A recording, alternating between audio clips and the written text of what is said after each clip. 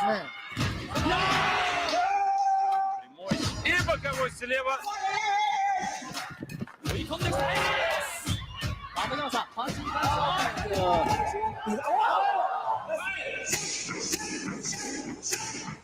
In over 3 decades and through 300 battles in the ring, Buakaw Banchamek has asserted himself as one of the greatest strikers in martial arts history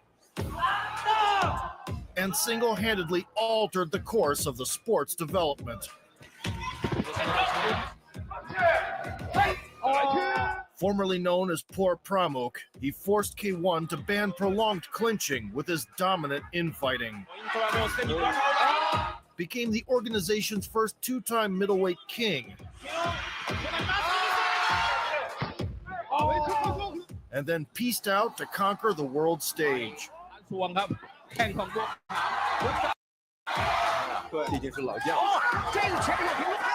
Today, we'll recount the legendary journey of the White Lotus, from a regional champion to a mythical icon.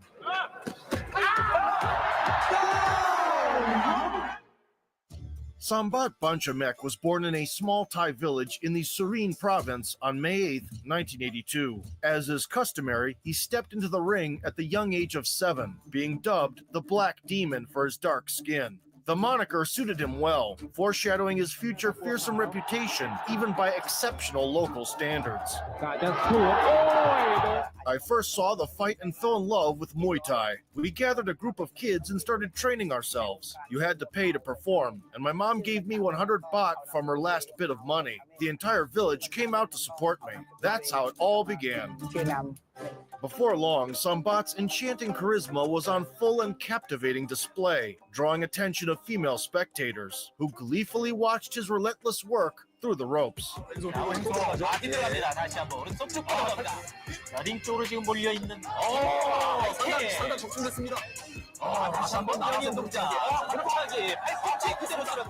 At 12 years old, he moved closer to the capital, Bangkok, and joined the Por Pramuk gym, eagerly immersing himself in a hardcore training regimen. Sambat adopted a new name, which according to traditional beliefs would protect the bearer from the evil eye. From now on, he would be known as Buakaw, which translates to White Lotus. The last name Por Pramuk came from the gym's name, and suddenly he was feared more than any other curse. By 2004, the Thai fighter had claimed a critical amount of belts and international level victims.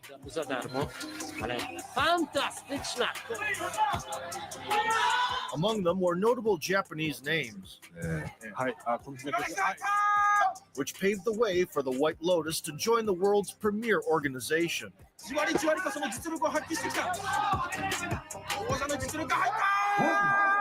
Already in April, Buakaw entered the K1 World Grand Prix at 154 pounds, a new weight class for him. In the round of 16 of the most prestigious kickboxing tournament, he effortlessly tripped his opponent, occasionally adding low kicks. Here, early on in this, the first, hard, they're so tough. The adversary's only achievement in this 9-minute-long beatdown was not tasting the floor. The Thai is going about his business in relentless fashion. And Jordan Thai needs to cover up, really. The Thai has done. As a result, the White Lotus advanced to the final stage of the annual Game of Thrones. It was a one-day tournament in July where 8 of the deadliest kickboxers on the planet competed for the title of Undisputed Division Monarch.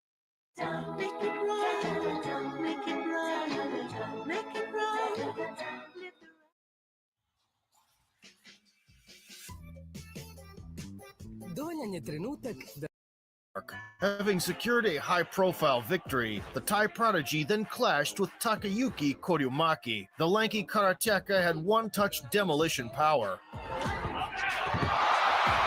could throw solid knee strikes, and even managed to defeat Mike Zambitis earlier that night.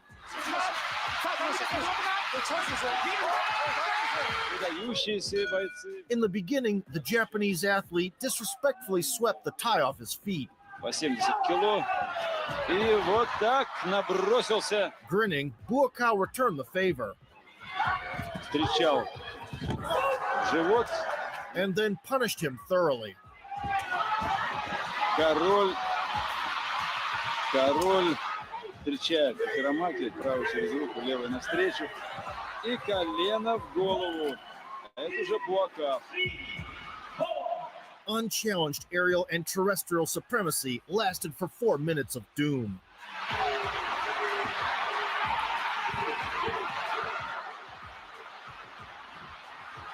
Until Koryumaki finally learned his lesson.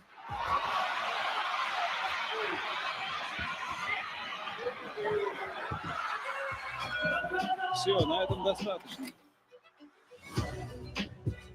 After dismantling Takayuki and speed running into the final, poor Pramuk crossed paths with the Japanese schoolgirl's wet dream, Masato Kobayashi. The Silver Wolf, as they called him, was one of the best kickboxers of his generation, with an extensive resume.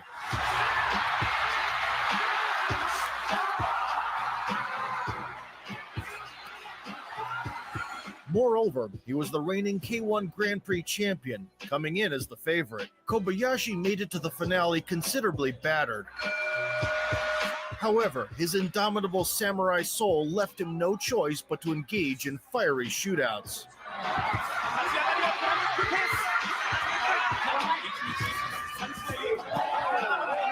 In retaliation, poor Pramuk started front kicking,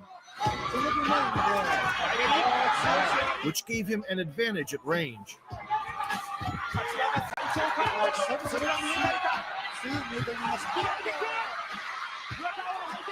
To avoid trading in the pocket, he also happily engaged in clinches.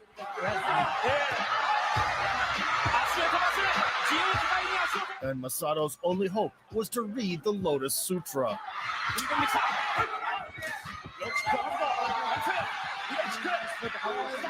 Buakawa's parade of excitement continued to gain momentum.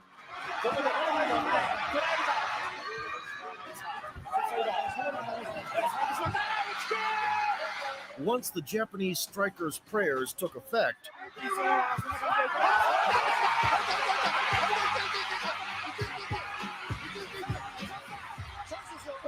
poor Pramuk's total dominance morphed into a toe-to-toe struggle. Even though the challenger was ahead thanks to patented Muay Thai moves.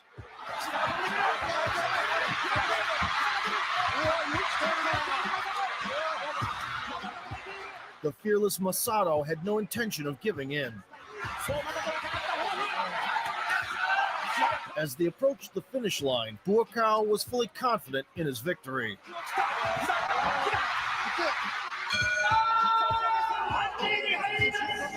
Unfortunately, the slyness of the Japanese judges showed itself.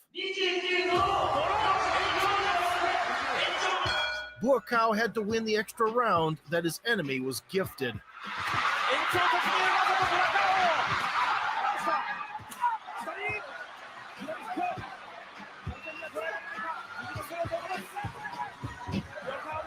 Luckily, Masato found no antidote to the tie-ups.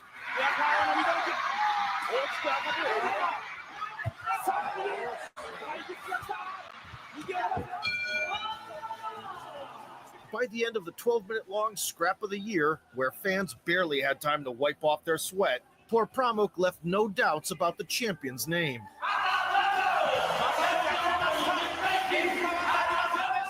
Previously unknown outside his homeland, the Thai prospect became an instant global star.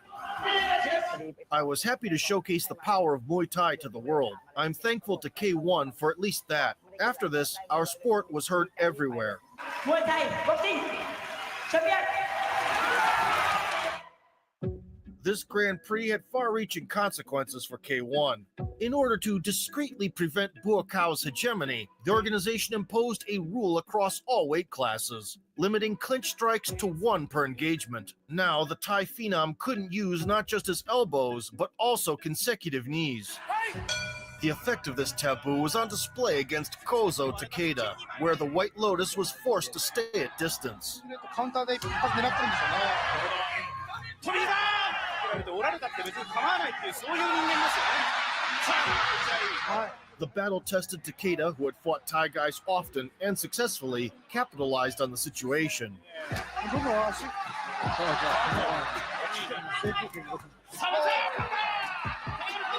Buakaw had to adapt on the fly during the intense encounter. ここはもう延長。もう行かなきゃダメだ。流れは来ているんだからと。その声を受けてか、明らかに表情変わります。 The winning formula was discovered in the fifth. ポイントはもうすでにブアカオ。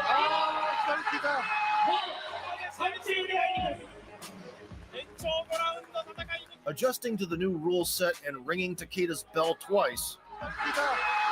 In 2005, Porpramuk went on to collide with the world champion from Belarus. His opponent did the utmost to earn the respect of the hard-headed Thai.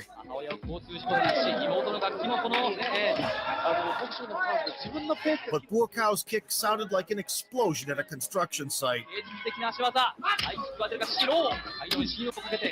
And he had no intention of holding back until the time expired. What an position. Everyone has their own idea of Muay Thai until they take a hit from a real Thai. They restricted me. I had to evolve and train in boxing 3 times more than before. In July, the White Lotus squared off against one of the elite, Albert Kraus, the winner of the first middleweight Grand Prix in 2002, despite being regarded as one of the most skillful kickboxers in the promotion. Definitely trains hard. He's got skill. He was not reluctant to spin the deadly windmill and grind his enemies down. You wanted to knock him out. Oh, that's it. It's all over. Kraus and Buakaw had crossed paths before. That time, the Dutchman shined on the counter.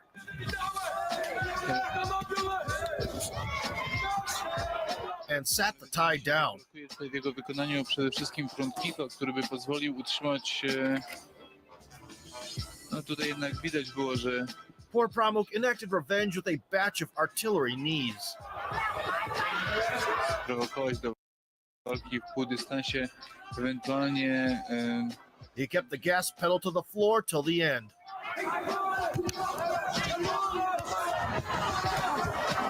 Fantastycznie Krause blokuje te kopnięcia Taja. Earning points in multiple collisions. Widać wyraźnie, niech Państwo zwrócą uwagę na pracę. O i teraz kapitalnie. Nevertheless, the judges didn't appreciate his sportsmanship Bardzo przyjacielski. and awarded Kraus with a controversial win. I trzeci sędzia decyduje, że Porpramuk drew conclusions from the 2005 Grand Prix rematch and became the one who always had the last say in exchanges. パンチ。やったー、キャリー !1.2 キロのブラカオに対してクラウスは 69.7 キロ。 Albert never managed to catch up, while Buakaw, high on dopamine, rained down with hammers of fury. 来たー、見失った、ラッシャ、特にアパー、右フリー、打ち合いか、わずかな打ち合いです。さあ The fresher Thai was ahead in the closing stages. 落ちて前に向かっていこうじゃ。連続がどこで出るか、クラウス。右フック、見切っています。左、左。 And comfortably went to a decision. パンチが出せないクラウス。ローキック。ワンツー。クラウス。膝を出す右。当たりは最多。前人未到の競馬のマックス連覇へ向けて。 For the second year in a row, Porpramuk reached the final, where he was greeted by Andy Sauer. It was his first crack at the belt for the energetic Dutch technician, but his ability to send guys to the shadow realm was beyond doubt.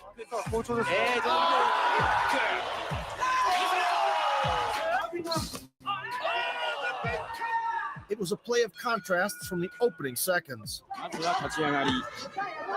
自分見ながら左の。 Buakaw delivered his signature explosive kicks. それがどこでまず火を吹いてくるか。まずはブアカオのこのミドルの直後のハイキック。 And did as he pleased in the tie-ups. 普通あれだけキックした自分のってないんですよね。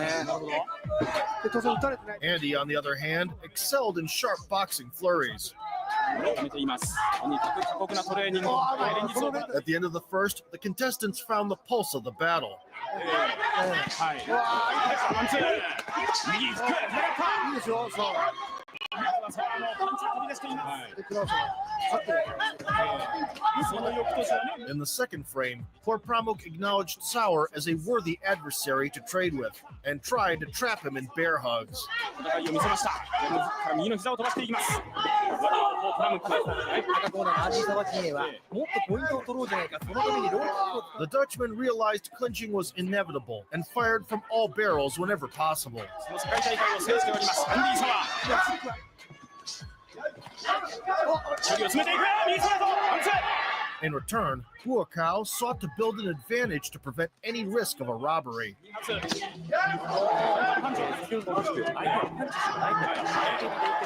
させなかったというところでしょう。この左のパンチ、これは入りました。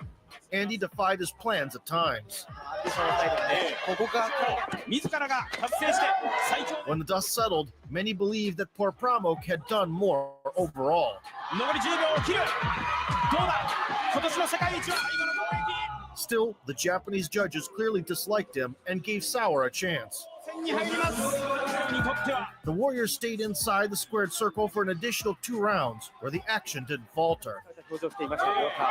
そしてもう指示はもう変わりません。遠くから遠くからとにかく取っていくという。 It's been quite windy in the ring so far, but now the stormy sky crackled with lightning. ワンツーからここに来る。 Late into the fifth stretch, the bout was completely even. お願いします。両者組む時間が。なるほど。離れての前蹴りあるいは高速。 At this point, victory could go either way. 最後の戦いだ。蹴るは。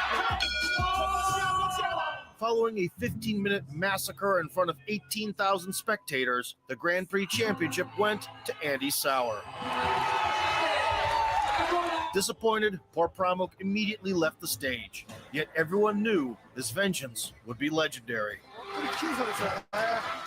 All fighters have performances where they need to give more, but it's too late. This was just one of those days. Here's a little taste. Let me heal your wounds. Must I show you how it's done? As part of the Retribution campaign starting in 2006, the White Lotus faced Hiroki Shishido. The Japanese maverick attempted to corral the Thai to the ropes with flashy combos. Buakaw pushed the annoying foe away and flatlined him.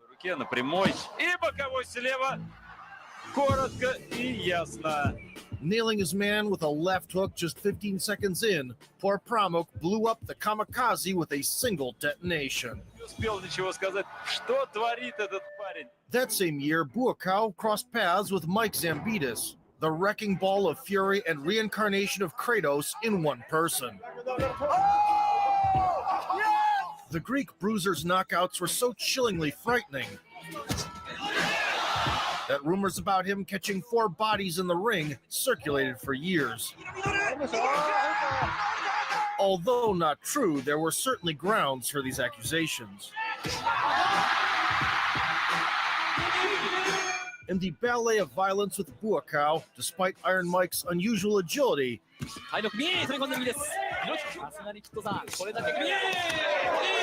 he rarely managed to land on the tie.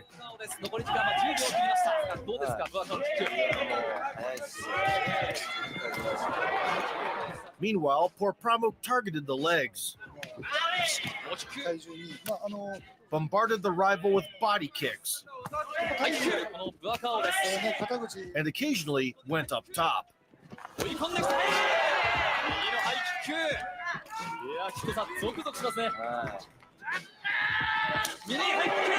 Even in the second round, the Spartan warrior was still desperately stuck in first gear.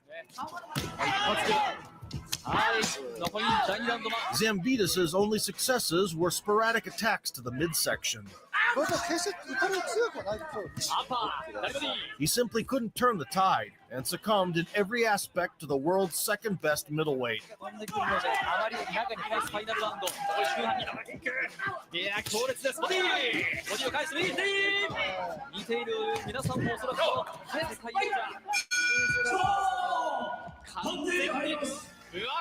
With this convincing decision victory, the White Lotus joined the lineup of the 2006 K1 World Grand Prix held in June. In the quarterfinals, he was greeted by Yoshihiro Sato, the best Muay Thai practitioner in all of Japan. Buakaw had significantly improved his boxing since the last tournament,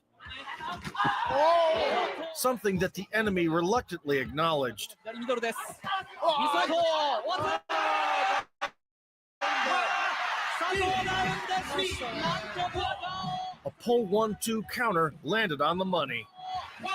It wasn't time to write a will yet, 佐藤ストレート右いいパンチをもらっています。もう一発右 and the spirited Sato went for broke. さあしのげた佐藤第1ラウンドスタートした左3発もらって4発もらった佐藤いやもう2スリー Buakaw put a bow on it in the second.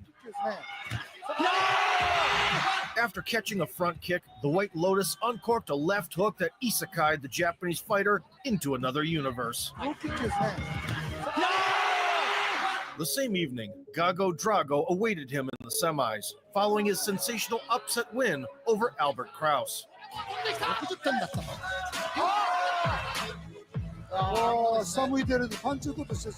The Armenian underdog immediately wounded the Thai's pride. Buakaw eagerly jumped into the melee,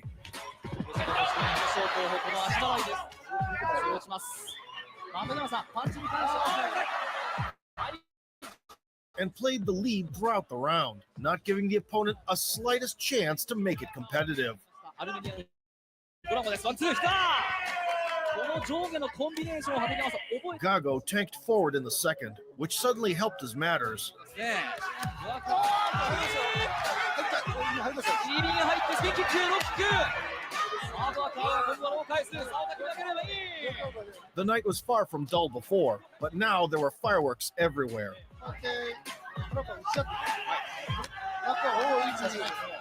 And in all directions. ギリギリのところでかわしてくるのはこのムエタイファイターあピー Under the bloody moon, the White Lotus blossomed. キックはいキックキック序盤の手が出たんですが The good old Muay Thai classic. A forearm frame, a right hand over the top, and Drago is already inspecting the canvas. Despite Gago's obvious willingness to keep going, by the end, Buakaw had only strengthened his dominance. そしてセコンドからですねもっとボクシングをしろというかもう決勝進出を睨んでいるような Ultimately, the crowds and the judges' sympathies were undeniably with the Thai. 荒かったですただですね決勝は見えているブアカオ3年連続決 A stroke of luck in the final was the old acquaintance Andy Sauer. On a streak of 24 victories, the Dutchman had previously made a splash with a spectacular knockout and a triumph over Masato.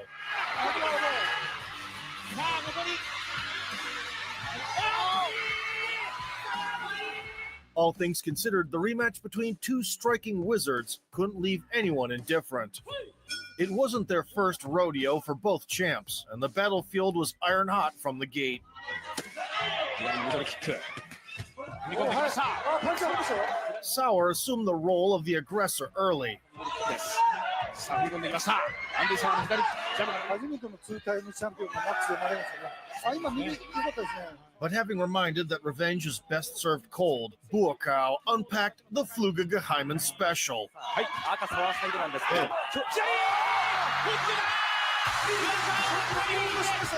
Showing unparalleled composure, and he tried to get back into the contest, 多分無理じゃないですか。思い込ませ。 for which he paid a steep price.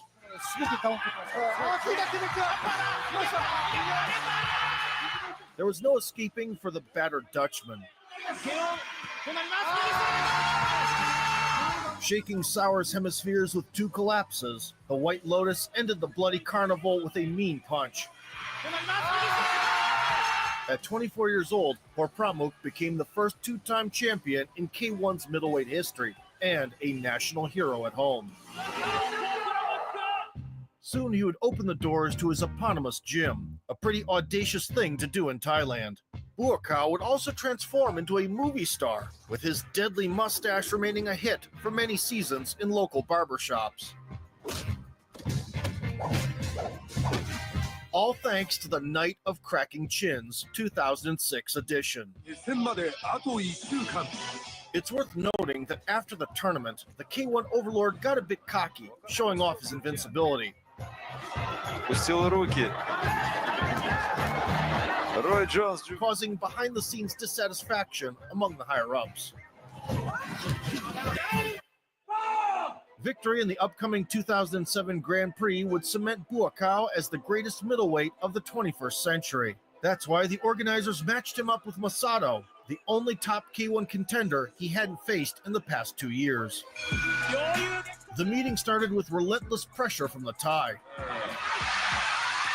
パンチを受けてますね。マサト選手にとってはパンチの打ち合いに行った方がいい。気合入ってますからね。 And yet, the Silver Wolf pulled ahead with brilliant handiwork.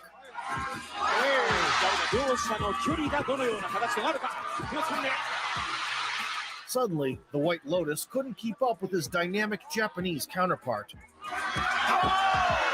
Poor Pramuk decided to revert to his proven Rock'em Sock'em style.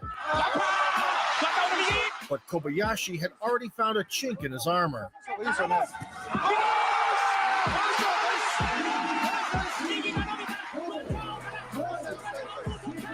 Knocked down by a swift combo and caught under the shelling, Buakaw refused to cave in.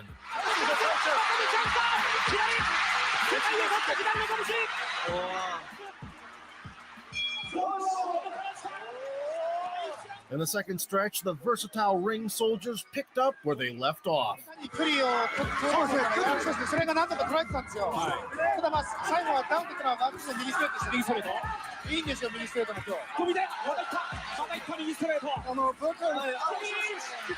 Then Buakaw got the punches going and slowed the Japanese fighter down, pumping low kicks.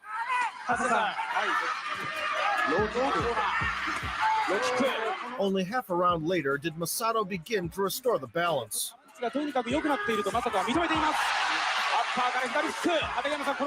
And the ending went in his favor.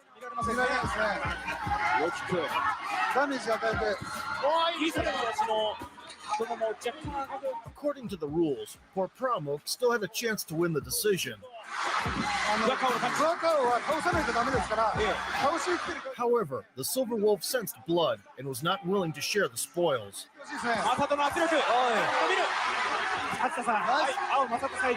Not believing his own eyes, Buakaw was forced to retreat under the non-stop assault from the Japanese Predator.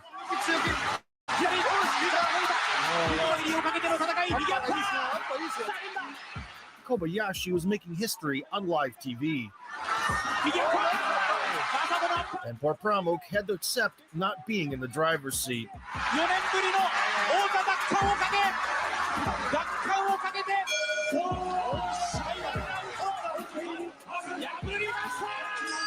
Overcoming very long odds, Masato delivered a fantastic performance. He outplayed Buakaw in areas where others crashed and burned, earning praise in the locker room.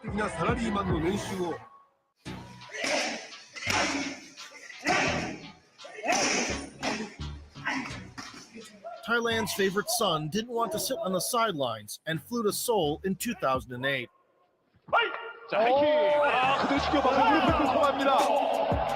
The Korean zombie's neighbor rose from the ashes after a cemetery head kick, so poor Pramuk gave him an encore and added some punches on top. The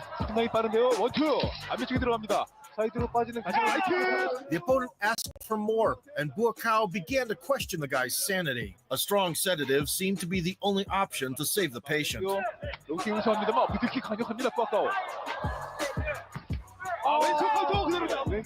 Nevertheless, the Thai phenom subdued the Korean without medication. The left check hook and the pull counter cross were the final arguments to stop the beating.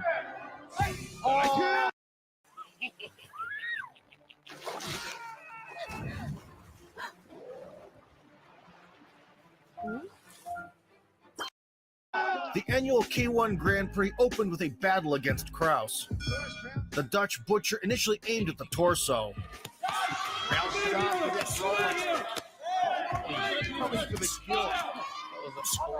Buakaw recaptured control in response. Jab outside, flying kick, rib kick from Buakaw. Nicely done from the tie. He kept Albert honest throughout the bout Be there from Buakaw. Three-round and cornered him on the ropes for the sake of variety.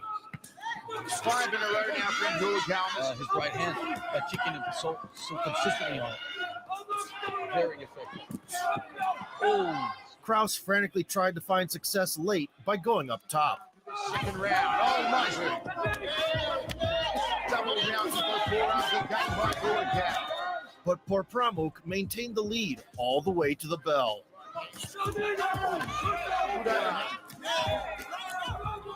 Nice jab from Buakaw. Kane breaks the round for the lead. The unpredictable judges somehow saw it as a draw. A draw. The inspired Dutchman willed himself to restore parity. And that's what Kraus is doing this week because Buakaw doesn't sleep. It's upstairs to the head, looking for the headache maker. Which lasted until the end of the extra round. Rib kicks it down for Kraus. Oh, nice uppercut from the right hand hold. Again, a kicking display from Buakaw. Kraus could have taken this round. For once, karma was on Porpramuk's side, And done it, Albert. although Albert overtly disagreed with the decision. Despite the favorable outcome, Buakaw's relationship with K1 was soured, and he lost motivation. This became evident in his rematch with the previously beaten Sato. Early into the rematch, Porpramuk was confident in his invincibility. С другой стороны, если такая тактика приносит победу, тайский атлет, конечно, выглядел непробиваемым. He brazenly answered Yoshihiro's left-hand attacks with his right, Своему оппоненту его надо ломать. and fired crosses down the pipe. Ой-ой-ой. The signature left hook was no less heavy. Так все и надо делать. Вот, обратите. The skinny Japanese counterpart absorbed the impact like SpongeBob and stayed on his feet. Верить своего оппонента, что он будет постоянно бить его как раз вот этим молодым. И вот, домолачивание. He rightly emphasized body blows in the process. Все сказали добавить скорости, он это и делает. Называется в игру. Буако. Fighting back fiercely, Sato gradually depleted the Thai's gas tank. This allowed him to spice things up in the third and make it a war of attrition. Другое дело, насколько у тебя на это хватит, собственно, в обмен ударами постоянно. А вы попадешь один раз так, что соперник хватит. Он же все-таки тоже из плоти и крови. Put under excruciating pressure by the immortal Japanese, Buakaw was eventually stopped dead in his tracks.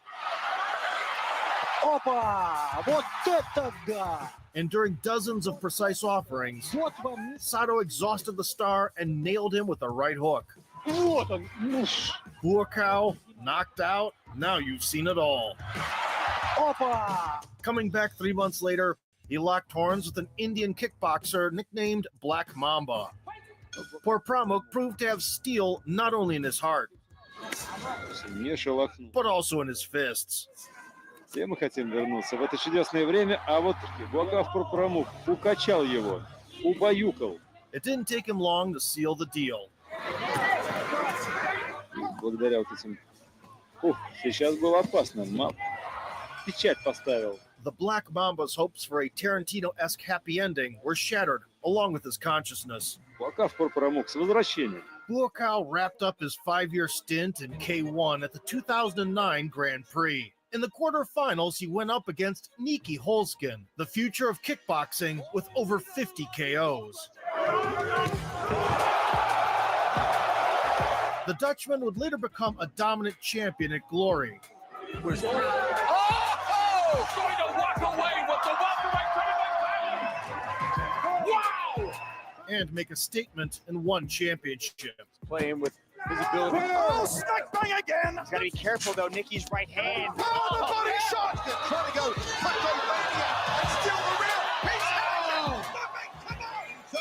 Highly touted even back in 2009, Holzken immediately started stinging with his jab. I can manhandle. Made his opponent respect the right hand. 10 seconds of the opening round. Good right hand from Nicky Holtzkin. Left hook right before losing over 4. And mixed in some kicks. Could not afford to let Buakaw find them. Good jab outside front. Buakaw goes to the back leg. Spinning hook kick from Nicky Holtzkin. He had a spinning back kick KO of Jory Mesh. Unfortunately for Nikki, Buakaw cooled him off with a sweep. And a nice catch and sweep. And expertly prioritized kicks to the mid and lower sections. Interesting fight. He's keeping more and more in his body bends more. He's got to go in again, sitting back. He's not thoroughly disheartening the Dutchman, who proved helpless against his long-range weapons. Second round. left hook from Buakaw. Continuing with the front kick. And there comes that cross, like I said. To me, that Nicky Holtzkin is on. Yeah, he's definitely not on. I mean, he looks worse than he did in... Poor Pramuk comfortably went the full distance. It's all one-way traffic here in the third and final round. Buakaw just dictating. Buakaw, but time is now the enemy.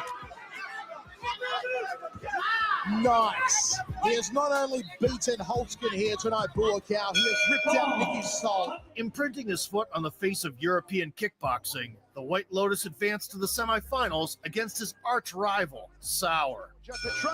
The Thai Dynamo dominated in all aspects, tripping his enemy down. Activating Sauer because every time and blasting sharp knees. Buakaw. See that he faked the front. Nice inside thigh kick from Buakaw. Poor Pramuk constantly mixed targets on his signature kicks. It's just continual frustration here. Playing too much on the hands here. Put him on the ground. High left round kick. And he wore that one well. Additionally, he found great success with intercepting shots. Sauer. Oh, yeah. Oh, nice. Even the commentators were shocked with the verdict. Oh, come on. We're going extra round. At the risk of sounding like John McEnroe, you cannot be serious. The Thai curse took its effect thereafter, and things weren't as clear in the extra round as before. The body shot. Good high check from Sauer, but he eats the front kick. Cow's being backed up here. Sauer, beautiful, dipping left hand to the left thigh. Oh, nice right hand from... They met the final bell, neck and neck. Sauer, yes, I mean, now this round...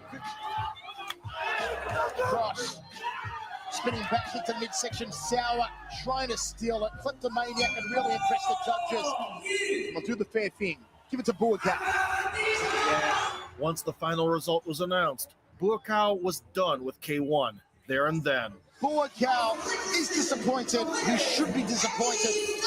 He was robbed. I'm disappointed. This is ridiculous. Because I want to slap these 3 judges with a wet fish. He would only return to K1 4 years later for a couple of guest appearances, marking the end of his involvement with the Japanese league. And he punches the neck shot.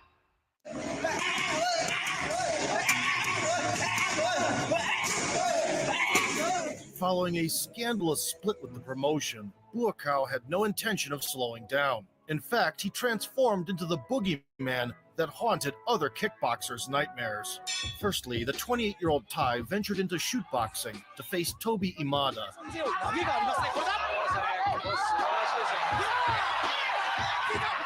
Although the rules allowed takedowns,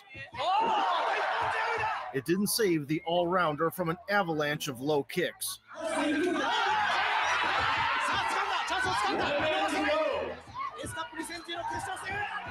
And a visit to the hospital on crutches.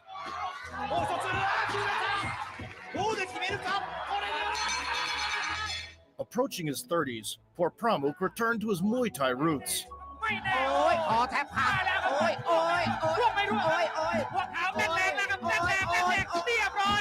Issuing beautiful knockouts in bulk as if they were on sale.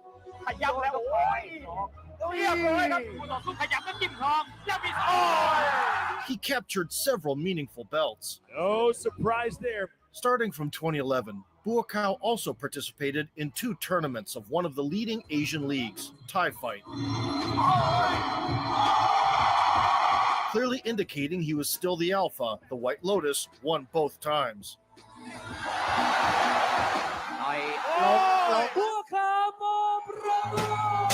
The turning point for Buakaw came in 2012. While in Italy on a shopping trip, Porpramuk threw down with Jabar Askerov, a rare breed, a Dagestani striker who loved to shut opponents down with leg kicks, but could explode with his hands when needed, abruptly tripping their fuse boxes.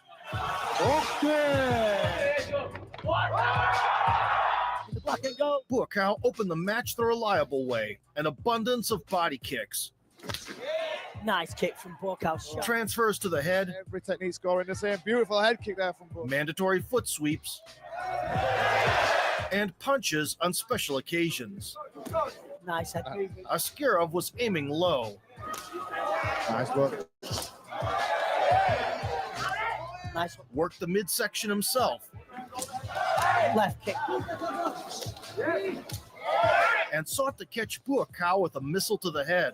Go for broke, Jabbar Askerov. Big left. Big left up. The seasoned veterans kept up the pace late. Like it with a baseball bat as well. Every time it's either across the ribs or right across the arm. And gave a competitive ending. Satisfying the fans with a great show without Japanese judges, the White Lotus emerged triumphant. Well, there you go. Nevertheless, when he returned home, a scandal broke out. Dissatisfied for a long time with the gym owner's pro-exploitation attitude, the People's Champ left the Porpramuk gym. It turned out that for years they'd withheld his earnings and had booked fights without his consent. The absence of contracts is a common problem. They can hide a third of your earnings and split the remainder so that you get only crumbs. The split was followed by a $3 million lawsuit, but the government stepped in to defend the beloved national treasure. He subsequently retook his original last name, now performing as Buakaw Banchamek, and opened his own namesake gym. I swore that I would be honest with fighters, and what happened to me won't happen again. Other teams charge half of your purse. We take only 30% for management and training. It's fair. The brand change and the fallout with an influential team didn't hurt Buakaw's stock, so he continued to perform in Thailand. The highlight reel kept expanding with new gems that would make even Ong Bak blush.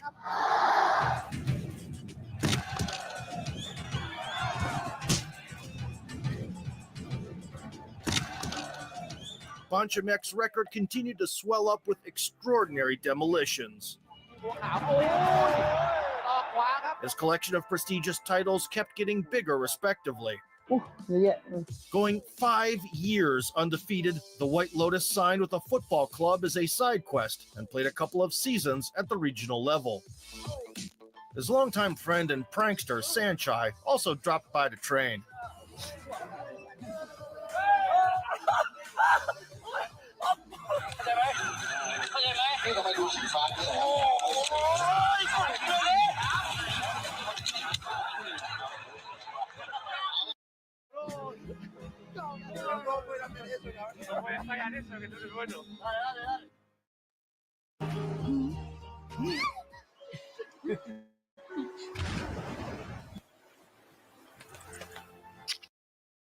However, training with the legend didn't help Buakaw in the toughest challenge of his career, when in 2015 he faced Khayal Janiev. Representing Russia, the Azerbaijani native had already made a name for himself on the world stage.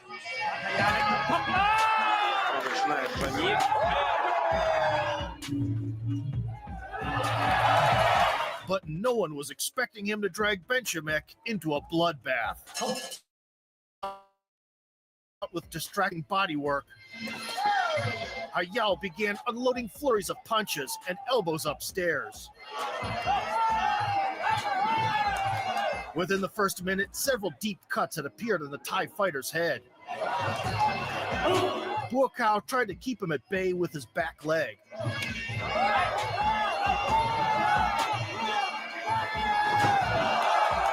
And unsuccessfully attempted to clinch. But Janiev had found his groove and wasn't about to stop elbow dancing.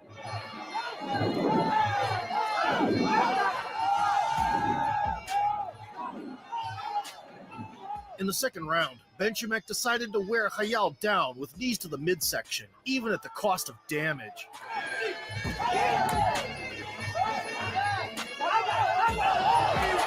Stuffed with a few body shots, Geniev slowed down and grew susceptible to elbows. Now, the Thai Terminator was looking sharper at close range.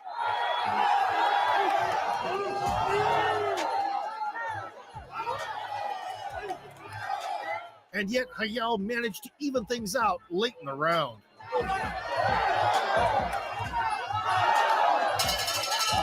The situation spiraled further for both athletes in the third.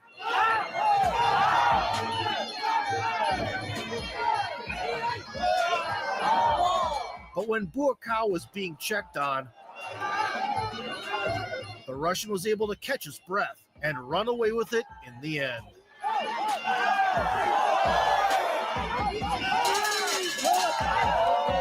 A shocking and thereby even more thrilling brawl with a childhood hero was ruled for Geniev.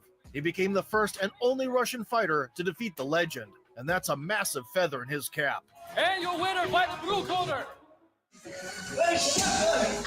By the mid-2010s, Buakaw had established connections in China, signing an agreement with the leading Chinese promotion, Kunlun Fight. His debut opponent, Gu Hui, got his dome rattled from the gate.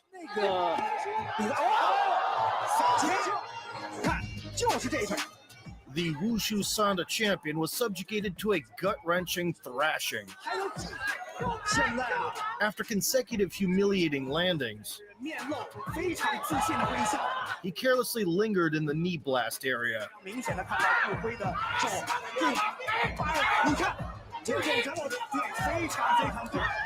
Having dispatched the organization's homegrown star, half a year later, Buakaw delighted the fans with other trademark moves. Setting things in motion with an overhand,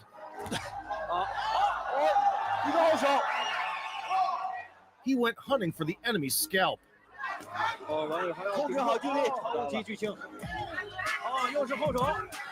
And caught him with a picture-perfect combo.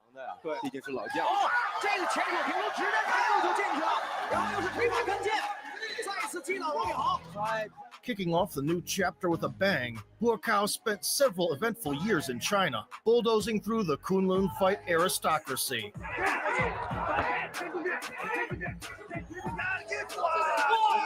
Soon the promotional landscape began to resemble a graveyard. And Banchamek received a coronation worthy of an emperor. World champion golden belt. His best piece of work in the league came against Marwan Tudu in 2017. Fearlessly engaging in a trade with the Moroccan, the Thai clocked him over the guard and added a soccer kick. The wild ride lasted about 4 minutes.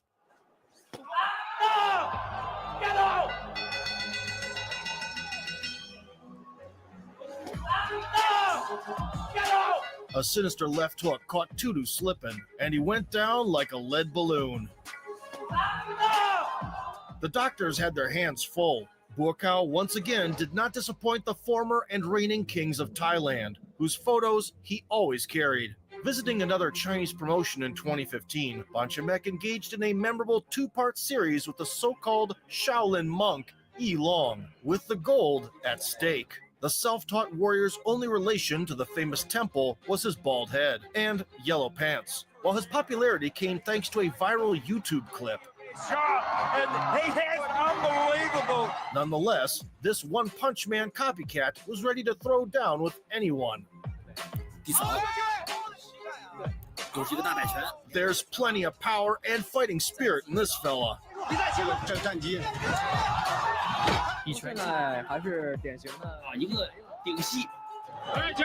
The memeable Chinese daredevil got the ball rolling in a truly unforgettable manner.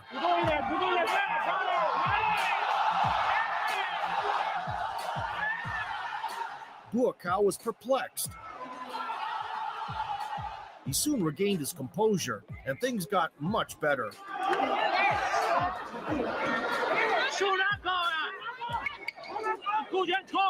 However, Yi Long refused to submit.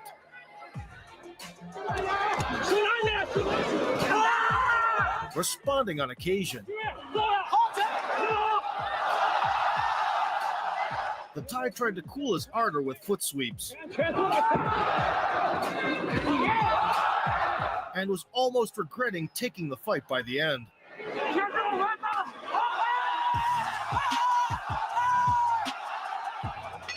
Pulling off a miracle, Yi Long survived 3 rounds in the midst of a zombie apocalypse, surprising the world. Victory was not on the table, though. In their title sequel in 2016, the Monk was as audacious as ever, 赛前呢又出现了一龙的后手拳，低扫又一次低扫。 leaping right into the thick of things. 我们看到的波球真的就是侵略如火，气势如风。没错，北马呢在全世界这个级别里都是非常强悍。是一龙的连续组合拳， Buakaw found a way to slow down the frantic tempo. 后置前摆。下面这场比赛没有出现上一场比赛一上来就大全力， and then launched a counteroffensive. 不动于衷。哇，后拳前后后摆拳没打到，体力不够，小腿打锁，记住后手拳顶膝，握紧。 The party resumed at the midpoint to the rhythm of strikes flying in both directions. 连接顶膝，双方换拳，休整的状态是这种，还是以静来克制自己的心态。对，哇，这个飞膝躲开了，扫踢。 Bonchamek reintroduced the tossing tactic. 其实刚才又来有一个推一龙的这个情况，也被哇。 Yi Long's answer was to jump at him from a running start 其来如今， and drag the champion into a chaotic melee. 一龙头部，一龙的右手摆拳也击中了，比赛非常的重要。对。 After that, the dog-tired Maverick lost the last stretch across the board. 说一个词儿叫做不忘初心，没错。对于国际选手来说有一些问题，但这一哇，一龙扫踢，连续的连续。 Albeit bright, the Monk's moment of fame seemed to be fleeting, but the judge's verdict made it imperishable. 胜利。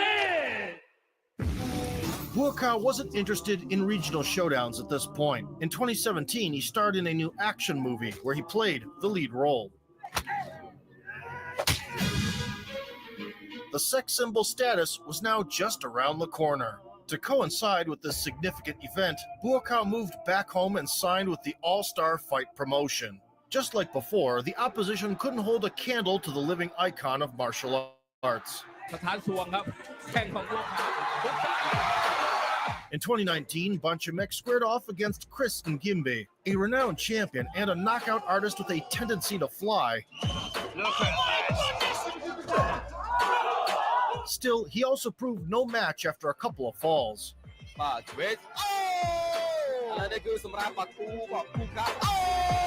A body shot paired with a high kick wasn't enough, so Buakaw polished him off with consecutive hooks.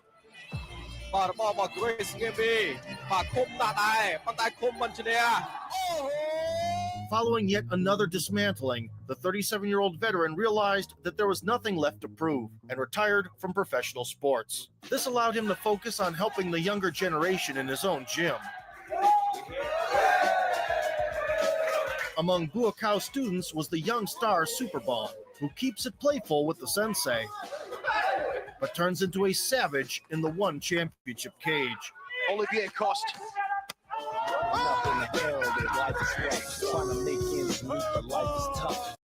In addition to his coaching duties, Buakaw hosted Muay Thai tournaments in his own backyard. Nobody dared to disappoint the White Lotus with cautious game plans. In retirement, Bonchamek got into YouTube and started developing a highly popular channel with a wide variety of content to suit every taste. His production team is always extremely motivated. Buakaw's girlfriend also wholeheartedly supports his endeavors and doesn't shy away from participation. Headshot. Now every Muay Thai fan knows Bonchamek is a man of boundless talent.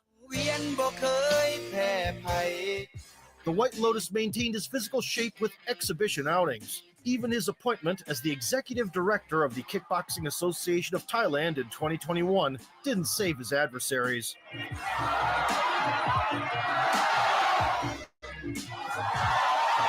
In 2022, the indefatigable Buakaw came back to promote the second best stadium in Thailand, the Ratchadam Nairn. In an exhibition match, the Glory Seeker from Japan evoked more pity than an abandoned kitten. ยกหลังตั้งไว้สูงๆเตะคืนขึ้นมาครับตอนนี้นี่มาเดินสายต่อสู้ครับโอ้โห Although Banchamek put some weight behind his strikes only towards the end, พยายามมีการนี่ครับเจอแข้งระดับโลกเป็นยังไงครับโคตะบิวซะ โอ้โหทางด้านโคตะนี่ก็ถือว่าสู้ดีครับ the humidity in the arena kept rising, while the Thai fighter did everything possible not to cut the opponent's pretty face open. ในคู่นี้ครับโอ้แต่ถือว่าใส่กันเต็มครับเอาครับแลกเลยโอ้โหEventually, instead of blasting a couple of lethal bombs, Buakaw faked a ferocious finishing sequence for show.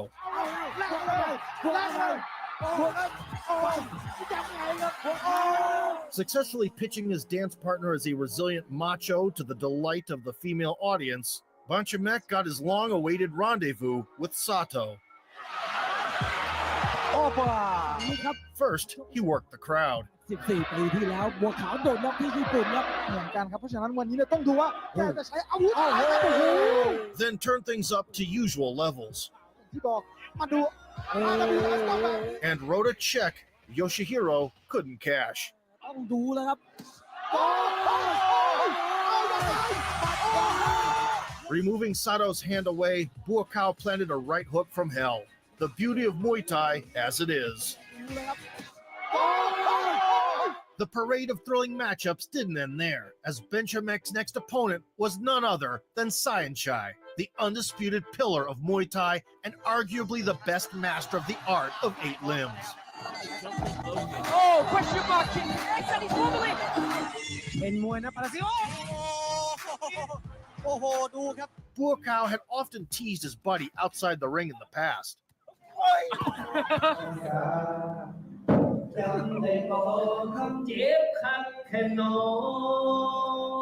But in November 2023, they finally collided in a real fight under modified bare-knuckle Muay Thai rules.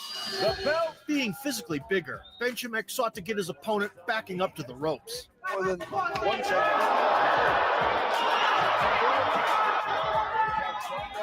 The 43-year-old Saenchai would counter effectively at first.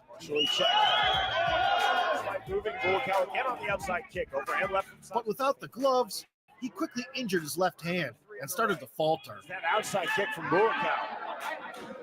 The kick not getting through. Hard outside kick. Kick to the body from Buakaw. That kick just has to work inside. Switching to his remaining limbs on the fly. 80 seconds remaining. 4 days to start. Real kick from Saenchai. Saenchai delivered a nasty elbow. Duck under. There's the elbow from Saenchai to return for Buakaw repaid him tenfold. Good knee from Buakaw. Saenchai with his back against Saenchai. Big elbow from Toward the end, he went for a finish with a powerful barrage. left hook from Buakaw. He again left hook, another left hand from Buakaw. But even after absorbing a few heavy blows, A couple good left hands right there, followed by an uppercut. Saenchai refused to fail. Exactly. Spinning that kick. On the head kick from Buakaw. And claimed the final say. Buakaw.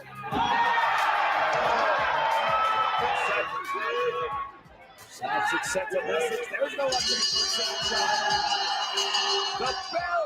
By bringing fans' long-standing dream to life and raking in a massive payout, Buakaw secured a decisive victory, which he and his friend celebrated in their usual fashion.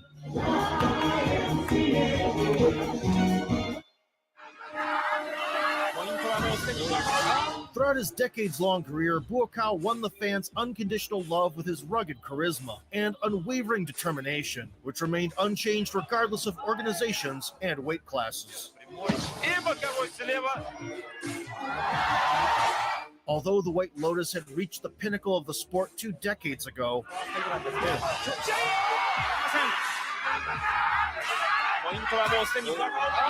he continues to put his opponents through a ringer, even at the age of 42. His far from complete official record includes 243 victories with 74 knockouts and 25 losses, many of which were highly disputed. この左ミドルです。If you enjoyed the video and want to see more K1 icons, kick the like button, subscribe to the channel, and vote for sport.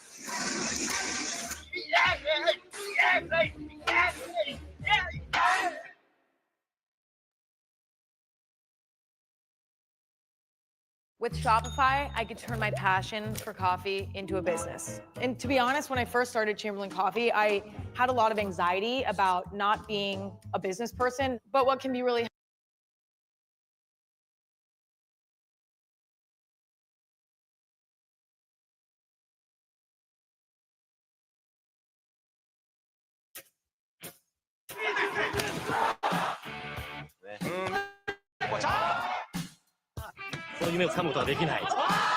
Mirko Cro Cop ignited a love for mixed martial arts in the hearts of millions. However, long before switching to MMA, the king of cemetery high kicks used to decapitate A-list killers in K1. And went down in history as the last champion of the great promotion. Today, we recall Cro Cop's legendary standoffs against the violent kickboxing gang of the 1990s.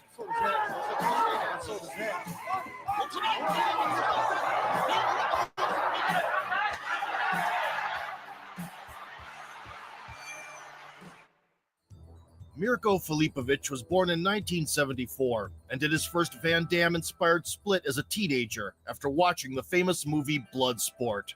He trained extensively in his dad's garage from an early age, practicing the very strike that would make him famous years later. The speed bag was no good for punching, so Mirko would throw naked kicks.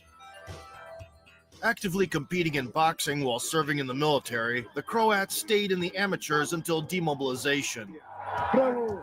When his army days were over, the 21-year-old Filipovic, with a record of 48-8, made his kickboxing pro debut right away at the K1 World Grand Prix 1996. The promotion did not give the newcomer a soft landing, matching him up with Jerome Le Banner. The Frenchman, dubbed Cyborg, had been taking lumps out of opponents for years.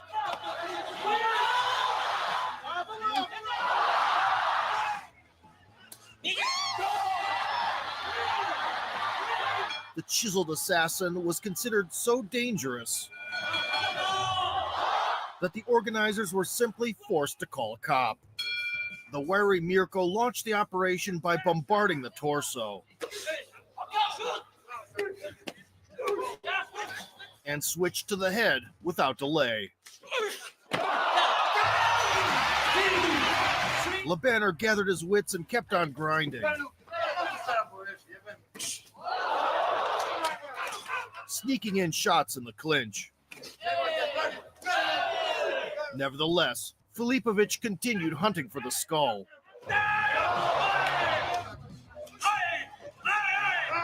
Leading the dance until the final bell.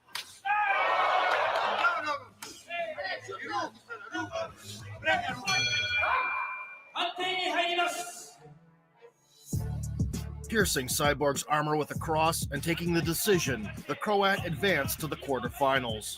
Mr. Perfect, Ernesto Hoost, was waiting for him, the man who would win the World Grand Prix 4 times and be remembered as one of the greatest strikers in combat sports.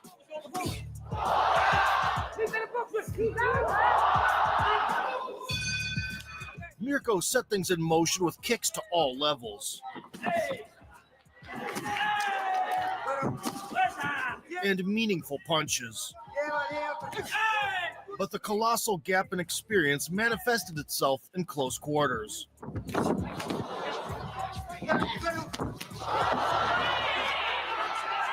The newcomer's compromised mobility made him a target for low kicks.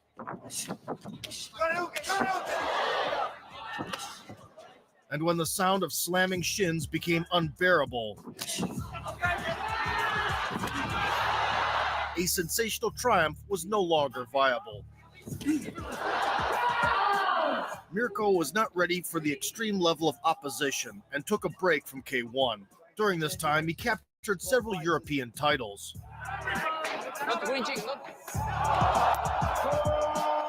and also acquired the nickname Croatian Cop, or Crow Cop for short, thanks to his service in an elite anti-terrorist unit. Filipovic returned in the spring of 1999 against the 6'11" Jan the Giant Norte. The South African was expecting an all-out slugfest. ただノルキアン2ラウンド目 Meanwhile, the Croatian sniper unloaded a batch of body blows, ノルキア選手はこれでいいと思います flirted a bit with patented kicks, そして今度はロー右で逃げられてしまうんで今度は左です来たらしいんでおっと右のハイキックだキレありますよねありますねミルコ選手 and cracked the Giant's jaw.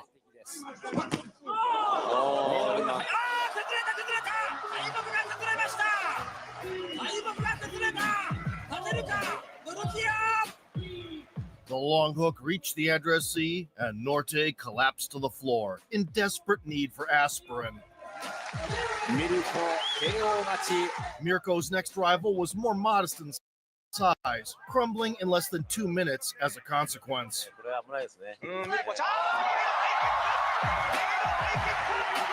As deadly as Crow Cop's left high kick was, the right one certainly didn't lag too much behind.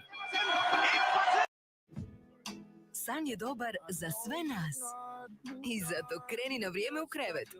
Jer samo ako se dobro naspavaš, nećeš prespavati naše pristupačne cijene i popuste. IKEA ljetno računanje cijena je u punom zamahu. Posjeti nas. IKEA. Nivea Men 1, osjetljiva koža 0. Novo, Nivea Men Sensitive hidratantna krema SPF 30. Acquiring more experience, Filipovic crashed the K1 World Grand Prix party again in 1999. In order to get to the final stage, he had to stop Mike Bernardo. Some called him the White Rhino, as he was a laid-back kind of guy outside of the ropes, but would turn into a bomb swinger with violent attitude once the bell rang.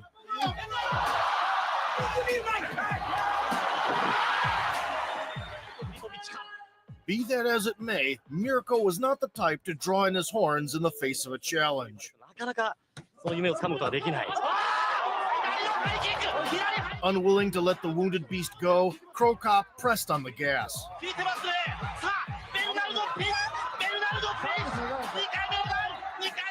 and finished off Bernardo.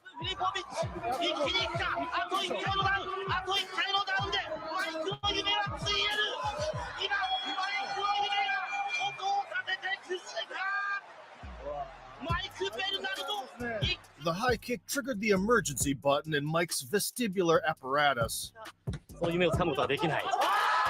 and its author advanced to the Grand Prix in just a minute and a half. The old school tournament format has not changed. The 8 best strikers on the planet would reveal the strongest among them in just one evening. In the quarterfinals, the 25-year-old Filipovic was met by Musashi, one of the most dangerous heavyweight kickboxers from Asia, as well as the Japanese schoolgirl's darling with explosive power and personality. Unfortunately for the initially aggressive Musashi, that night Crow Cop introduced some wrestling out of the blue. And after 2 dates with the canvas,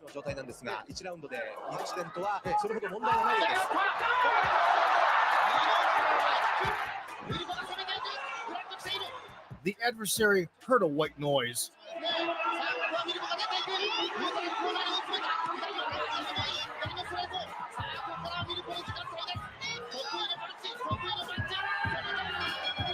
Following a flurry of left hands, the Japanese man folded under the might of the Croatian sledgehammers.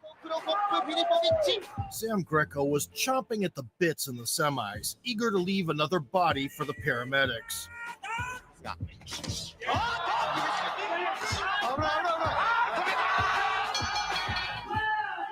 Filipovic let his hands do the job at the outset.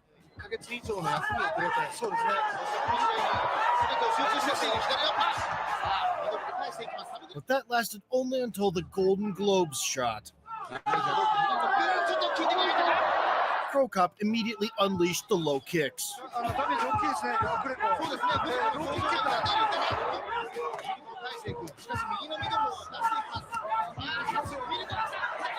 when the Aussie damaged his own leg. The end was nigh for him.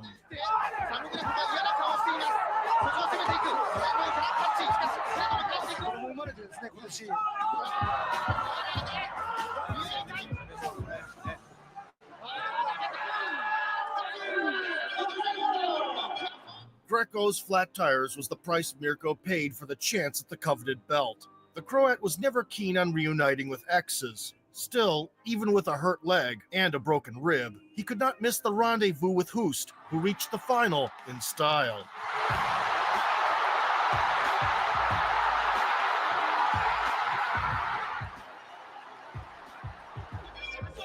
Ignoring the injuries, Filipovic was throwing heat from the word go.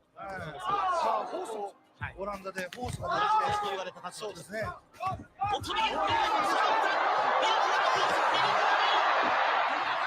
In return, the Dutch Major Payne focused his attention on chopping down the legs. Mirko tried every trick in the book to sneak the Hail Mary through the block.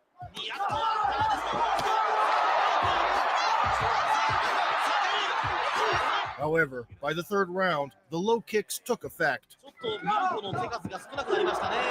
The Croat slowed down and body shots started landing.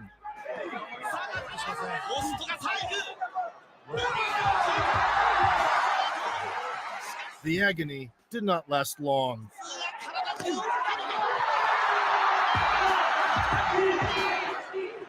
The painful title campaign was put to a close with consecutive blows to the ribs. Back in those days, Hoost's rivals rarely returned home to their wives in one piece. In 2000, Hiromi Amado was tasked with healing the Balenciaga cop's wounded pride. The Japanese Elvis showed his claws in the beginning.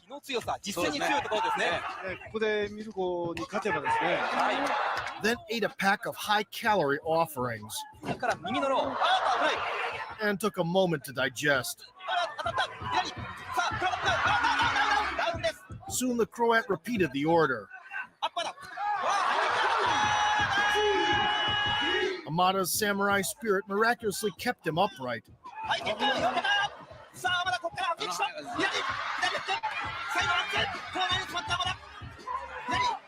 Until Mirko decided to book a ticket to the snooze cruise for the opponent.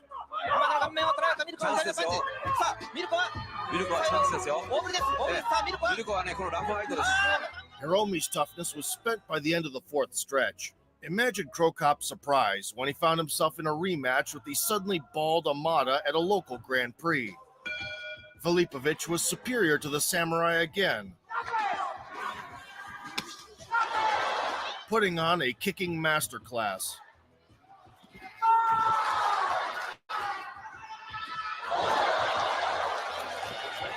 Culminating in a dynamite blast.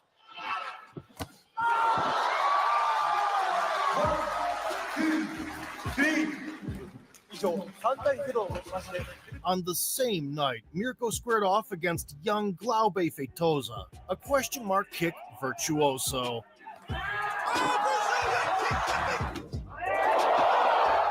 Krokop took the flashy boot at the beginning personally and taught the impudent freshman a lesson.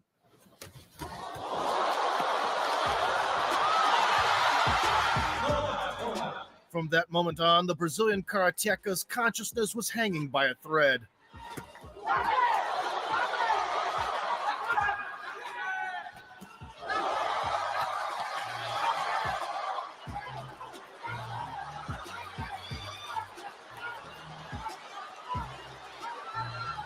Mirko pressured the future star for all 3 rounds. To give credit, Feitosa managed to find good moments himself. Despite 2 convincing victories in the Grand Prix, the Croat's leg injury was starting to take its toll. The old acquaintance Bernardo gave him no leeway.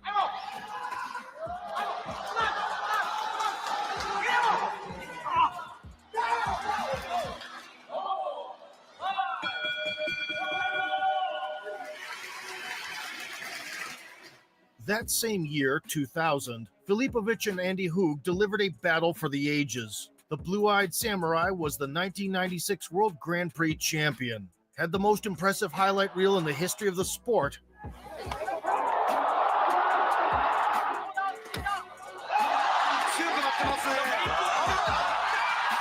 an integral part of which were his kicks that are unmatched to this day.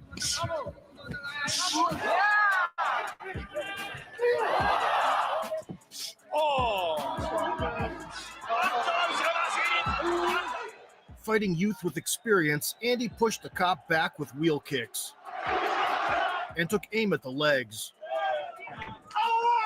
Mirko retaliated with heavy combinations.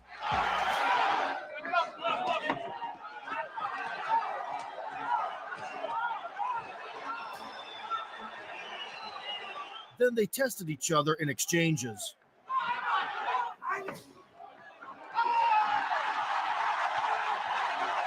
Hoog was clearly playing a long point-scoring game. Cro Cop had a single-shot demolition in mind.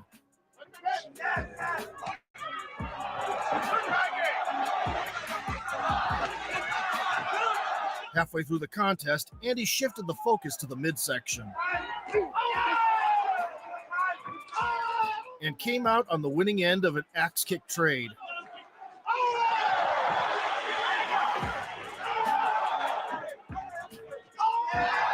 In dire need of a finish, Filipovic launched a last resort attack towards the end.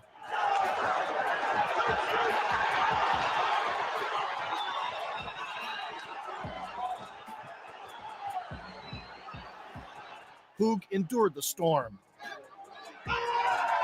and held strong on his way to a triumphant decision.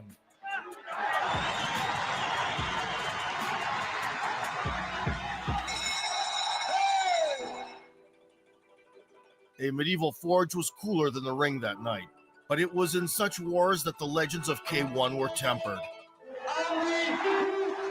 Sadly, Andy would pass away due to leukemia just 2 months later, and the clash versus Cro Cop will forever remain a monument to the Blue-Eyed Samurai's unwavering will.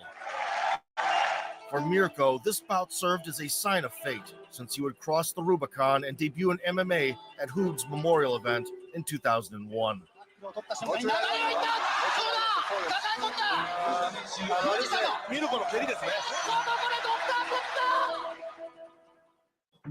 Within the same time frame, Peter Aerts squared off against Filipovic. The Dutch lumberjack was a rare breed of fighter with knockout power in all his limbs.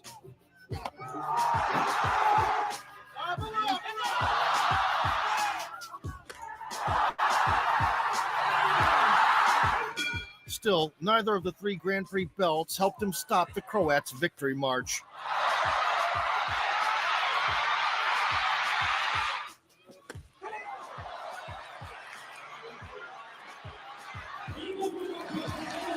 In 2002, Mirko shot down yet another kamikaze.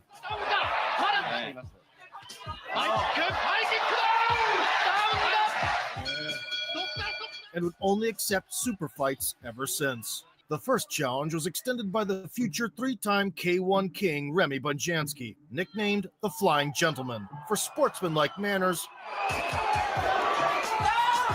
and aerial executions.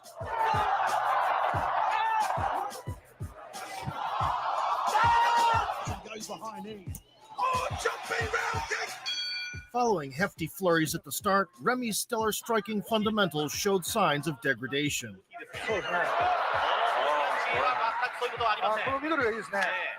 And Mirko's weapon of choice got through completely unnoticed.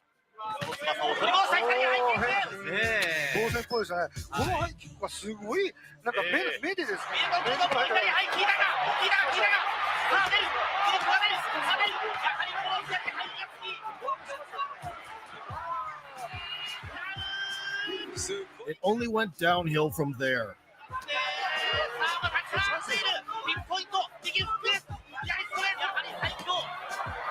The referee waved the white flag for Bonjanski.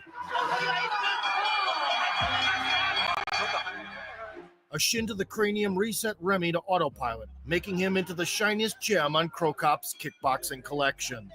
With a great idea, you just want to get things down on paper. Grammarly is the second set of eyes that helps me get work done. My name is Claudia. I'm a marketing manager and adjunct professor. Grammarly takes a lot of the heavy lifting off my plate. With AI Compose, it will give me a great outline to start with so that I can focus on expanding and elevating ideas. I use Grammarly every time I write because I can put my trust in it to help me communicate effectively. Download Grammarly for free.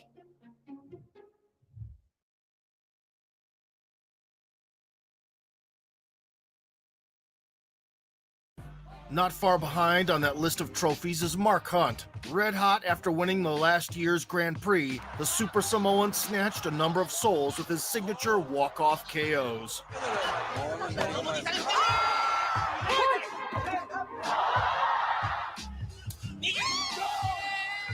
The impenetrable Hunt had to be reckoned with, and Mirko opted a considerate approach. Avoiding incoming damage, he forced the enemy to swing at the air. Tested the Samoan sturdiness with a variety of kicks.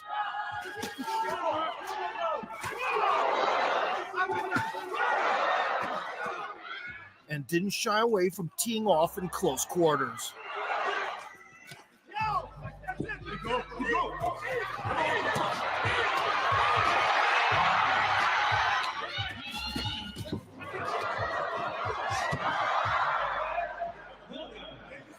Hunt would reach the nimble opponent here and there.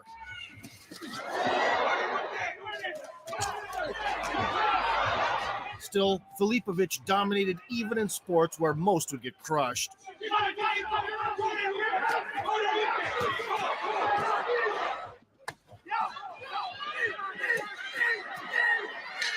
Cro Cop's master plan worked so well that he conditioned the rival to slip the cross to the outside. Right into a picture-perfect high kick.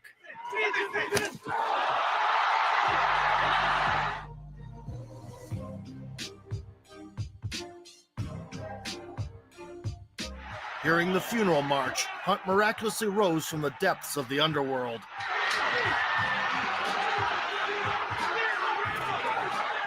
Nevertheless, Mark couldn't break the course of the one-sided fight, and the Croat walked away with a well-deserved decision.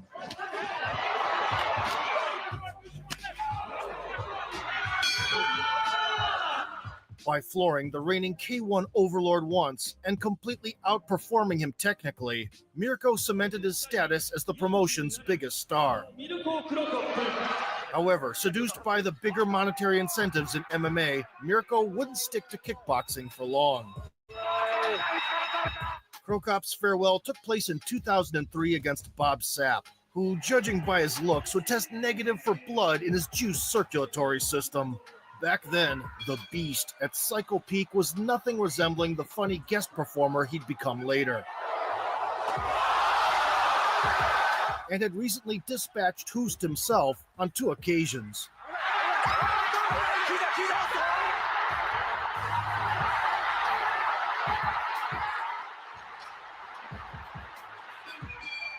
Mirko nullified the monster's initial onslaught.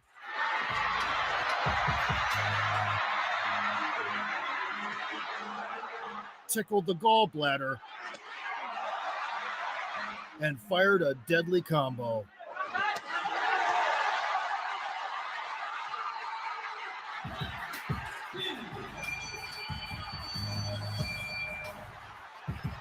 The 330-pound Sapp crashed on the deck with a scrambled liver and a broken orbital. Filipovic would walk away from kickboxing for 9 years and transform into the Croatian MMA sensation we know today.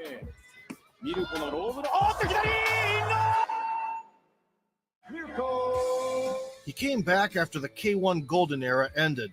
In 2012, Mirko retired Ray Sefo in a Veterans League bout. He gets to this level, and these guys just going to a nice kick on the ropes. Is he ready doing the rope-a-dope? The tough one to call. Well, Filipovic would then go on to win a Grand Prix assembled for him specifically, the first one ever to be held outside of Japan.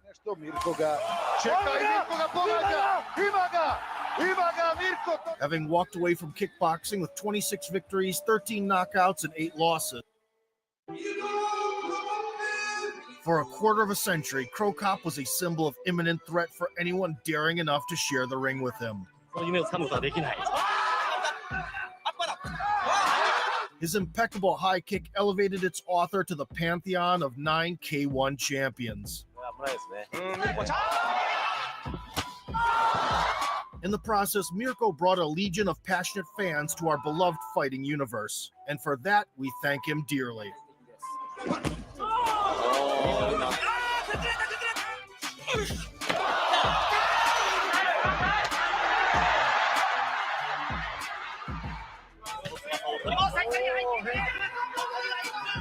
If you enjoyed the video and want to see Mirko's career path in MMA, high kick the like button, subscribe to the channel, and vote for sport.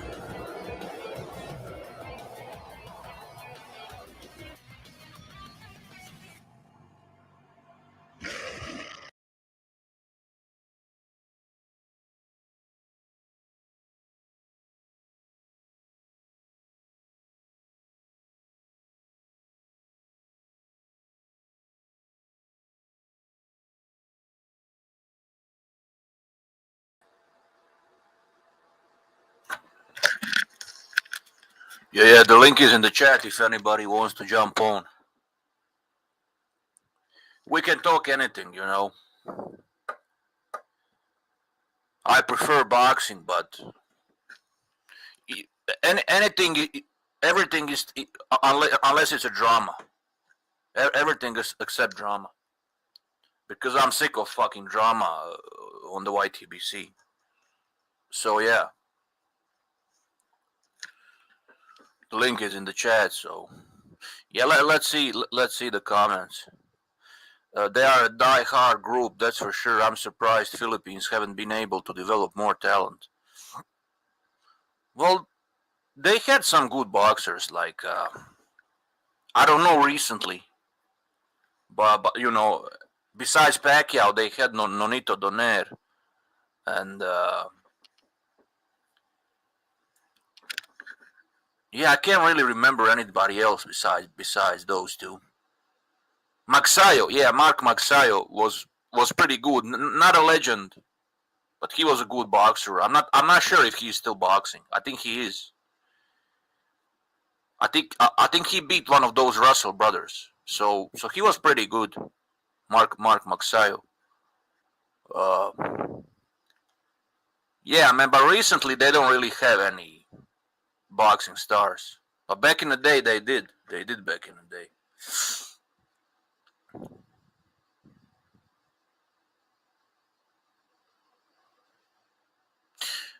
Yeah, man, I'm not surprised by their behavior. They can be very tribal, bro, and there are some Filipino boxing channels. I think Carl knows. He knows about those channels. I personally don't know the names of those channels. So, but Carl told me that they can be very tribal. That they can be like LDBC sometimes. You know, very tribal. You know, very racist. So I'm not surprised they were writing. They were saying that shit. I'm not surprised at all, bro. But if we want to be honest about Pacquiao, I think he should retire. I don't want to see him fighting these younger guys. Like, I know some people will disagree with that. They just like Pacquiao. They are emotionally attached to him, so they want to see their idol fighting, even in this state. But me personally, I don't wanna see him fighting anymore. I'm sick of these old boxers getting beaten up by these younger guys. You know, like Mike Tyson, Pacquiao. Nah, bro. They should just fucking enjoy their retirement. I don't like seeing these old legends getting beat up by these young, hungry lions.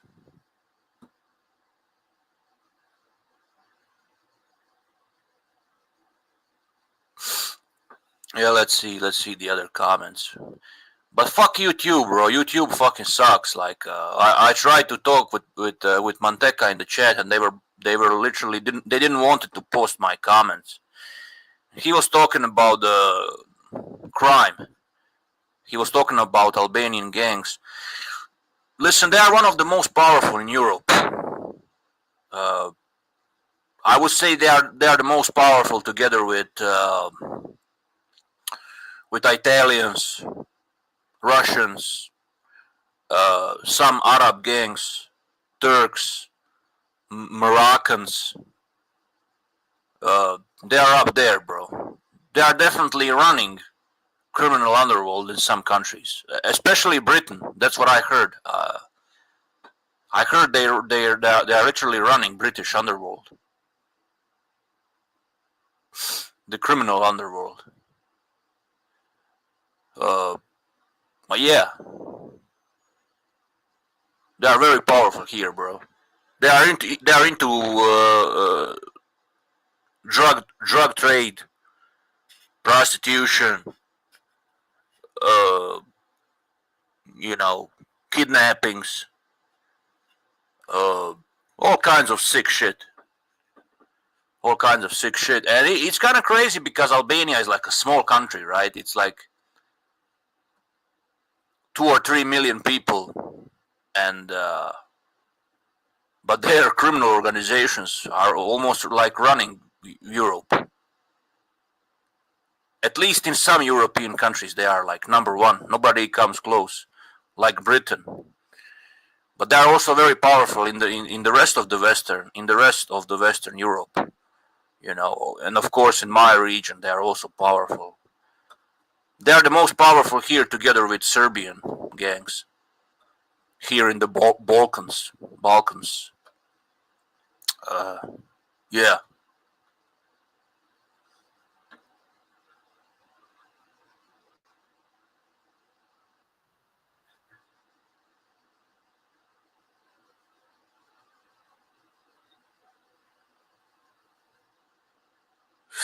Yeah, let's see other comments.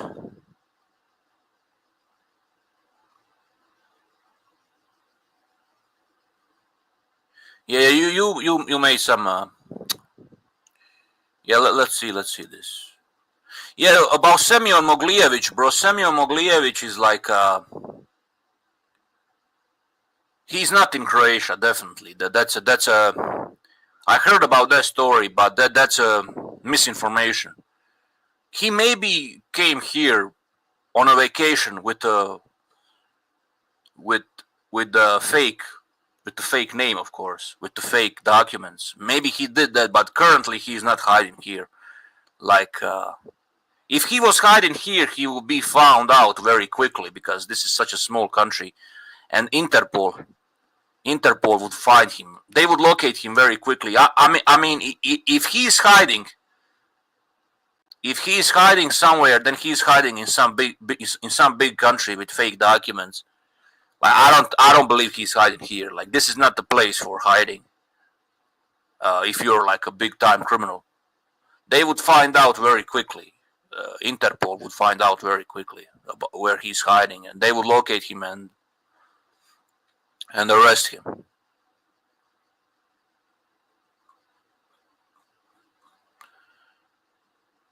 But yeah, Semyon Moglievich was a scary dude. He was a scary dude, like one of the most powerful mafia bosses ever. I didn't really look up where is he currently, like where could he potentially be currently. I didn't really look it up.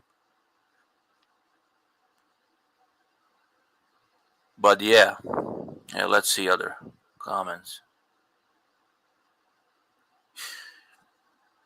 Well, bro, about Rico Verhoeven he's kind of like Klitschko of kickboxing. He's more like a Klitschko of kickboxing than Usyk of kickboxing.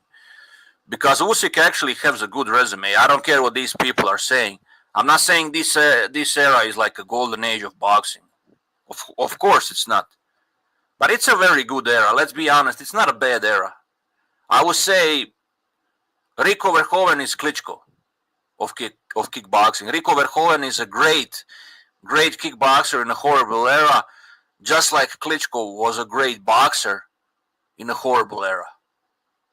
But Usyk, I think Usyk is kind of bad comparison. I think that's just American propaganda. They're just fucking like listen, bro. How can this era be bad when you have 4 future Hall of Famers? And you know it. You know that I'm right, bro. You have 4 future Hall of Famers in this era: Usyk, Fury, Joshua, and Wilder. Those 4 guys will enter Hall of Fame. I don't agree with Wilder entering Hall of Fame. I don't agree with that, but we all know he's gonna enter it. Okay, so this era has 4 future Hall of Famers. How is that a weak era? I'm not saying it's a golden age. I'm not saying it's better than 90s or 70s, because it's not. It's not better than those eras, of course. The only retard would think that.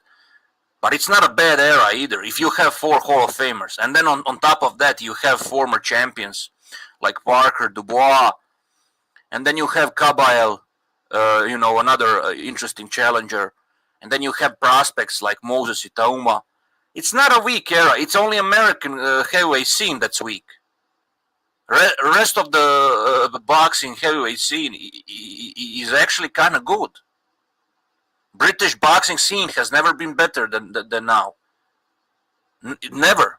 Tell me one era where British heavyweight boxing was better than now. I mean, they had Lennox Lewis before, but besides Lennox Lewis, there was nobody else. This era is like the best heavyweight boxing era for Britain. And then, Ukraine, of course, Ukraine has Usyk now. They had Klitschko brothers before that. So boxing in Europe is doing well. It's only in USA where it sucks. And these people just have problems. They have issues with these people from outside USA dominating heavyweight division. They just don't want to admit it. They make all of these shitty excuses. Oh, the division is weak. Boo, boo, fucking who. Well, welterweight division is even weaker, and nobody talks about that. You want to know why they? Do you want to know why they don't talk about that? Because it's run by Americans. They don't talk how weak welterweight division is because that division is run by Americans. Because that's their logic. If division is being ran by Americans, it's not a weak division. If it's not being ran by Americans, it must be weak. That's why they are talking all their shit about Inoue. They are not even able to look it up. Who Inoue fought? They don't want to look up the landscape of those divisions. Who are the biggest boxers in those divisions? They don't want to look that up because they're casuals. They're fucking casuals that don't know anything about boxing. They only follow certain boxers and that's it. They don't follow boxing completely like some of the crazy hardcore fans here do. Like guys like me, guys like Mad Chad, guys like fucking Outlaw, like Carl, even you, Angry Mexican. Like, you have never been on a panel, but I noticed in your comments you understand like what you are talking about. But these people, that's their logic, bro. If there is no any American in a division, that means that division sucks. That's why they are saying. That's why they are running with this propaganda. They will never give credit to Usyk because he's not an American, and on top of that, he's not even a Westerner. He barely speaks English. His English is even worse than my English, and I speak broken English. But compared to Usyk, I'm very fluent in English. His English is even worse. So like we all know that I'm right. Some people will admit it. Some people will not admit it. You know, and also where I rank Usyk, I think Usyk is top 10. I don't think he's top 5. There you go. My personal top 5 is this. So my personal top 5 is Ali is my number 1 heavyweight of all time. Then the second is Larry Holmes. Third is Joe Louis. Fourth is George Foreman, and fifth Lennox Lewis. There you go. Those are my top 5 heavyweights. I wouldn't put Usyk there in that league, but he's top 10. Like, why not? Why is he not top 10? Why can Sonny Liston be top 10? The guy that defended his title only once, and he defended his title against a light heavyweight, Floyd Patterson. And don't get me wrong, I'm not shitting on Floyd Patterson. He's a Hall of Famer too. But that's his only defense against a much smaller guy. He's supposed to beat Floyd, right?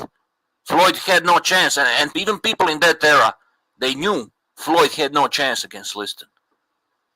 Just compare the size of their fists during the press conference they had before that fight. They all knew Liston is gonna fucking beat the shit out of small Floyd.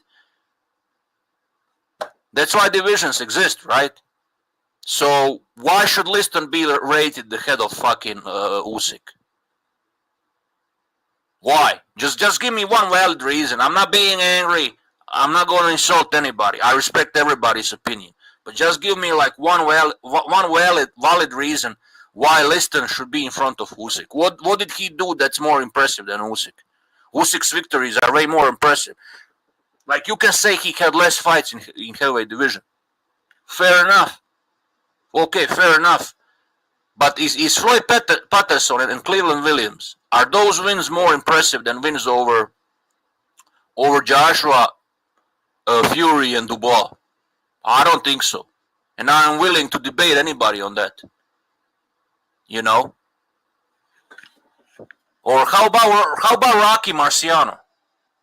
What's his biggest win? Bunch of old men over 40 years old. Is he better than Usyk? Come on. Like, these people are just nostalgia merchants, bro. Some of them, like people in the YTBC. I noticed one thing about people in YTBC. They are either very biased toward modern boxers. They have like extreme recency bias, or they have like a crazy nostalgia merchant type of bias. There is no like middle ground. I'm a middle ground person.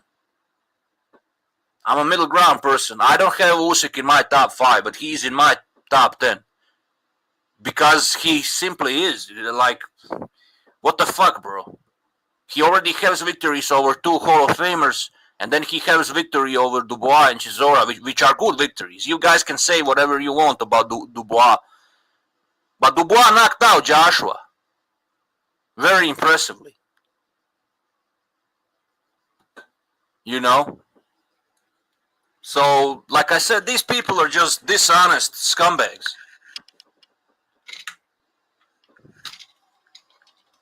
They like, and don't get me wrong. Like, I like boxing history. I watched almost all Joe Frazier fights, George Foreman fights. I watched a lot of Ali fights, although I'm not his biggest fan. I think he's like the greatest heavyweight ever, but I'm not actually the biggest Ali fan. But I watched a lot of his fights. I watched a lot of Mike Tyson's fights, Holyfield. I watched almost all Holyfield fights. I'm a big Holyfield fan. So, but I don't live in the past, bro. I live in a modern day. Like, we live now. We don't live in the 90s anymore. And I'm nostalgic myself sometimes. I'm nostalgic about some things from the past. Don't get me wrong. But that doesn't mean I'm not going to give credit to these guys from modern era. If they deserve a credit, they should get a credit then. It doesn't matter in which era they are fighting. It can be 60s, 70s, 80s, 90s, or this era. If you deserve a credit for what you achieved, you should get it. You should get it. It's simple as that. Usyk should get his credit. Inoue should get his credit. Crawford should get his credit. Canelo should get his credit. That's how, all of those guys will be future Hall of Famers. Because you can only judge fighter for what he did in his own era.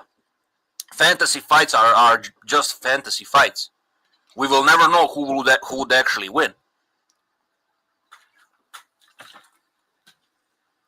And also, like Angry Mexican, like mentioned, like don't get angry, but like, bro, I would never get angry over somebody's opinion. Like everybody is welcome on this channel.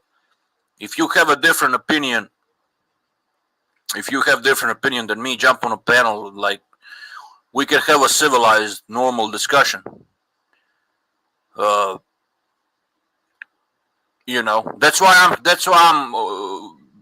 That's why I'm doing these streams, to have a discussion. I don't do these streams I don't want to see all people agreeing with me, just nodding their heads and saying you are right, Justice. And I like where people have different opinions than me. I'm not gonna get angry over that. I'm not gonna scream over you, insult you, unless you're like a fanboy, like unless you're like a complete fucking fanboy, complete fucking dishonest piece of shit, maybe then I would get a bit angry. But it depends. It depends on which mood I am. But usually I'll be very polite and civilized. And yeah, man. And I also noticed one thing about you people. Like you always complain there is no any boxing content. There is no any boxing panels anymore. I drop link in the chat. Nobody wants to jump on. You guys can suck my motherfucking dick, honestly, bro. I did a stream yesterday, 4-hour stream. Couple of people jumped on. They said their piece and they left. But you guys that are complaining so much about people discussing drama instead of boxing, you guys are the problem, because you guys are always in the chat when some drama is happening. You guys are never in the chat or on the panels when somebody talks boxing. So fuck all of you, bro. Fuck all of you fucking scumbags. You're all scumbags. And fuck all of these simps. Fuck all of these simps that are simping for these females that destroy the panels. Fuck them too. And fuck all of these faggots that are spreading all of this drama. They destroyed YTBC. It's a joke now. It's a fucking joke now, bro. And fuck all of the people that brought those type of people on boxing channels. Fuck them too. They are fucking scumbags. And I'm not holding anything back. I'm gonna say how I feel today. You're a bunch of fucking dirty losers. There are exceptions to the rule, but most of you are fucking scumbags. You don't even like boxing. You're just pretending to like it. You care more about your fucking silly tribalism, your silly beefs. That's how you people are. You never want to. You're always complaining. Don't complain anymore then. Then just admit we enjoy drama. And that's it. It's simple as that. Like, I'm ranting now, but nobody's watching. I don't give a shit. You guys don't need to watch. I'll play some more documentaries, and you guys can fucking go to these drama channels. Enjoy your content there. That's it. Yeah, let's play some other documentary. Fuck it, bro. I'll enjoy myself.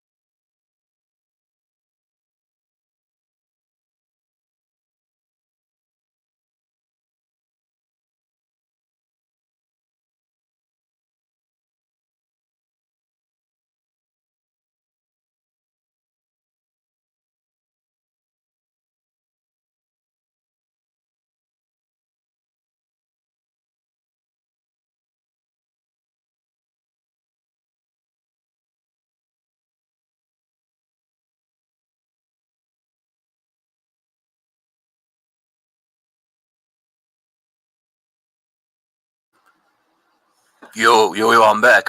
Yeah, I'm angry Mexican. We will talk about that furthermore. Yeah, bro, we need to discuss some of that you mentioned. Yeah, YTB season for females, unless they are talking boxing. Next thing you know, they talk about drama shit. Exactly. Now listen, females that are actually talking boxing, females like Lisa Snow or Lisa Bales, I respect them. I have massive respect for them. Even Lady Chen, like you mentioned, or even Destiny Black. Like Destiny Black is awful, like awful woman, right? But she talks boxing. She talks boxing, so I'm kind of okay with her. Like, yeah, she's a racist piece of shit. Obviously, we all know it. She hates Mexicans with passion. But at the same time, at least she talks boxing. None of these T sector ladies or fucking like Jelly or I don't even remember all of these names. Stormy, right? Stormy, whatever the fuck their names are. They don't even fucking talk boxing. They only talk drama, and they spread that shit like a disease throughout these boxing channels. And nobody has the balls to say, I mean, nobody has the balls to say, ladies, you are destroying these panels. Let us talk boxing. Why nobody has balls to say that? You know? If I said that on a Phantoms panel or Match Ads panel or any of these panels, they would say, oh, you're just a hater. You know, it's my channel. You ain't going to tell me what to do. Okay, fair enough. That's true. That is their channel.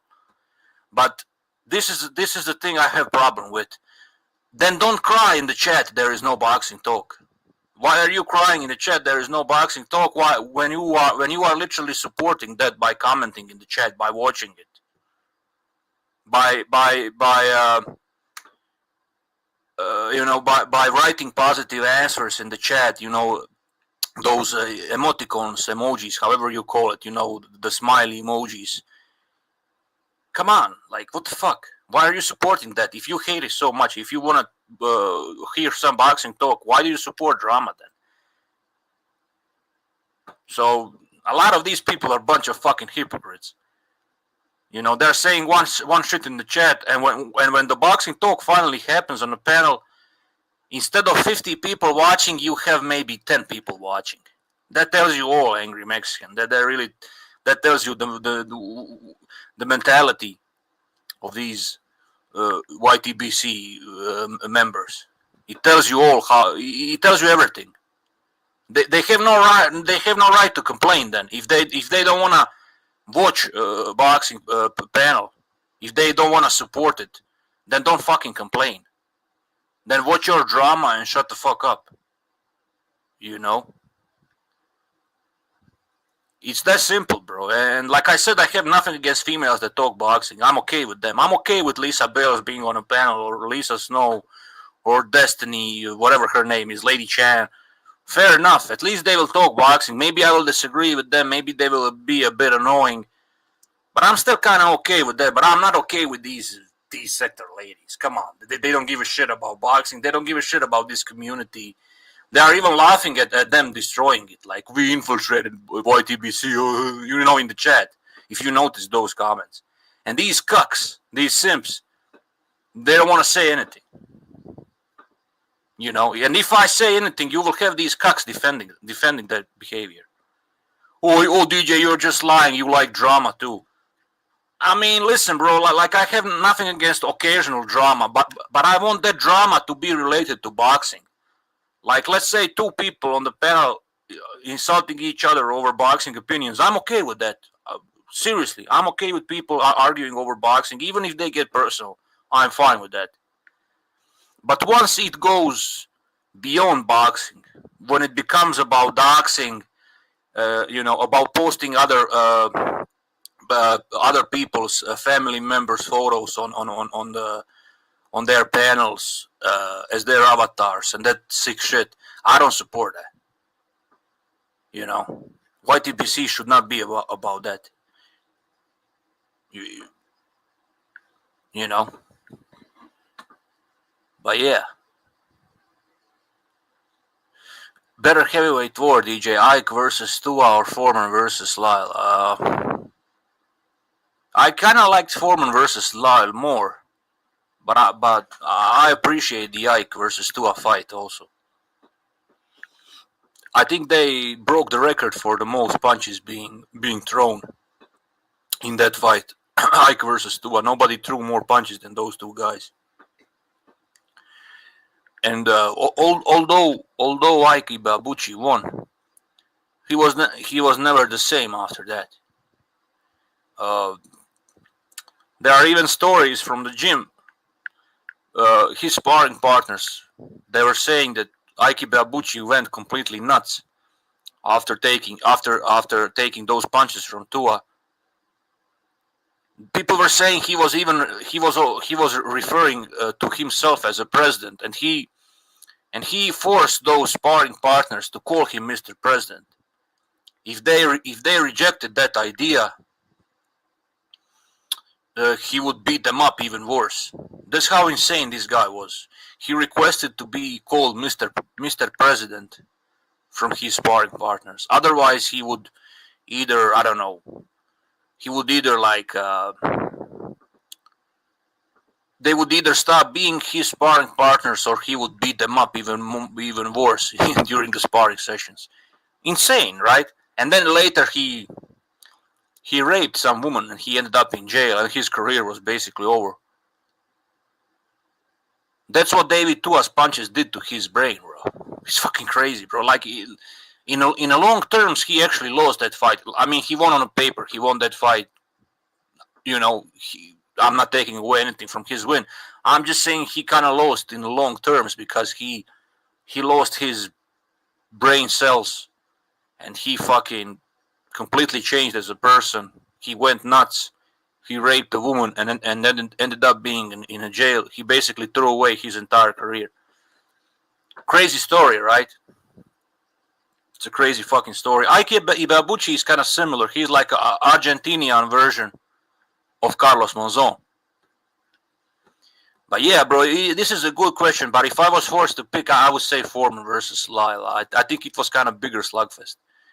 But Ike versus Tua is also one of the best fights I ever saw, to be honest. And it was actually much closer than people are saying. I had Ibeabuchi winning, but I remember it was very close. I watched that shit like long time ago. I don't remember the scorecards, but I remember it was very close. And Tua landed a lot of body shots, which people kind of didn't count that. That's what I noticed. A lot of people didn't count those body shots that David Tua was landing. Yeah, bro. I think I think I need to watch that fight once more again. Definitely, I will put it on my playlist. Yeah.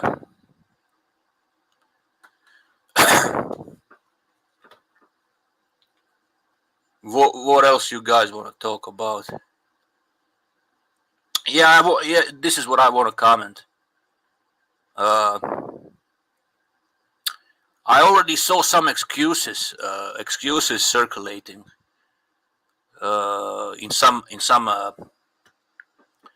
boxing media about Dubois actually having a party before Usyk fight. That's why he lost easily, because he was partying hard, which is a complete nonsense. It's the worst excuse ever, and I'll explain why. First of all, I saw the video. It didn't even look that bad. Like it was party, but it was like a normal party. It wasn't anything outrageous. So Dubois was definitely ready for that fight. You can see he was both ready physically and mentally. That's the first thing. The second thing is, a lot of these boxing greats throughout history, they had much bigger parties before the fights than Dubois had. And they still won their fights. So the only reason nobody's talking about those parties they had before fights is because they actually won those fights. So, that's why nobody kind of talked about that. The only reason they're talking about this is because Dubois lost against Usyk. It's pathetic. Like, it's pathetic, bro. And I like Dubois. I don't even blame Dubois. I blame people around him. I blame people like Fish Eyes Warren, Don Charles, and the rest of those fucking snakes. They are a fucking disease. They are disease. Dubois seems like a nice guy. I'll be honest. He doesn't seem like a bad kid, but he's being brainwashed by these scumbags around him. Don Charles is a piece of shit. He's a disgusting piece of shit. And same thing with Fish Eyes Warren. They have no morality. They have no standards. They're lying snakes. They lie all the time. They are instigating shit between two teams. Like, you guys can even see the video of Usyk's team and Dubois team going at each other. And it's all because of Don Charles and Fish Eyes Warren, piece of shit, right? So I think it's time for Dubois to find another trainer, which I don't think he's gonna do that. But the best solution for him would be to find another trainer and to surround himself with normal people. And maybe his career would end up being very good in the future, because I don't think Dubois' career is finished. He lost this fight, but he's young. And after Usyk retires, I mean, who knows, right? He can still have a very successful career. But I think these people around him are cancer. They're cancerous, and they don't really care about boxing. Like Don Charles. Don Charles is like, I don't even know how to describe that guy. He's so fucking despicable. Like, I can't listen 2 minutes of him talking. Everything he's spewing is nonsense. There is nothing normal. There is nothing normal he said. Nothing. All he's talking is a bunch of bullshit. You know, like those press conferences were pure cringe. Like, him trying to get into Usyk's head is ridiculous. You ain't gonna get in his head. Like, this guy is a stoic individual. He doesn't even care about trash talk. It's not gonna get to him. Like, you're just gonna make him more angry, and that's what happened. That's why he knocked out Dubois. He was even more motivated and angry. That's all you are doing when you are trash talking him. It's not gonna help you in the end. It's not gonna help you, bro. I mean, Fury fought. He fought the same thing. Like, I'm gonna get into Usyk's head. You know, I'm gonna mess him up. No, that's not gonna work, bro. That worked with Vladimir Klitschko, but Vladimir Klitschko is a completely different person than Usyk. Okay, Vladimir Klitschko is a narcissist. Vladimir Klitschko is a narcissist full of himself. He has a big ego. And that's why Fury got into his head. You ain't gonna do that with fucking Usyk. Come on. Usyk is almost like a robot. Like, he's so fucking professional. He doesn't really care about any of these press conferences. For him, it's a formality. These press conferences, for him, that's just a formality. He's always talking the same stuff, if you noticed. He never really cared about that type of show. He's not into that. So, yeah. And also, he doesn't have a big ego, from what I noticed. He doesn't get like he's not gonna get offended that easily. I don't think I ever saw him losing his shit outside the ring. And that's why he's successful. That's one of the reasons. That's not the main reason, but it kind of helps, right? The two main reasons he's successful than most of these guys is, the first reason is his technique. He's technically the best heavyweight in the world. Like, there's no any doubt about it. He's the best boxer. He's the most versatile. He can do pretty much everything. And the second thing why he is the best is because of his cardio, because of his preparation for the fights, because he's very strategic, because his work ethic is insane. He's 30-year-old guy, and you don't see him slowing down that much. I don't see him slowing down, which is fucking crazy.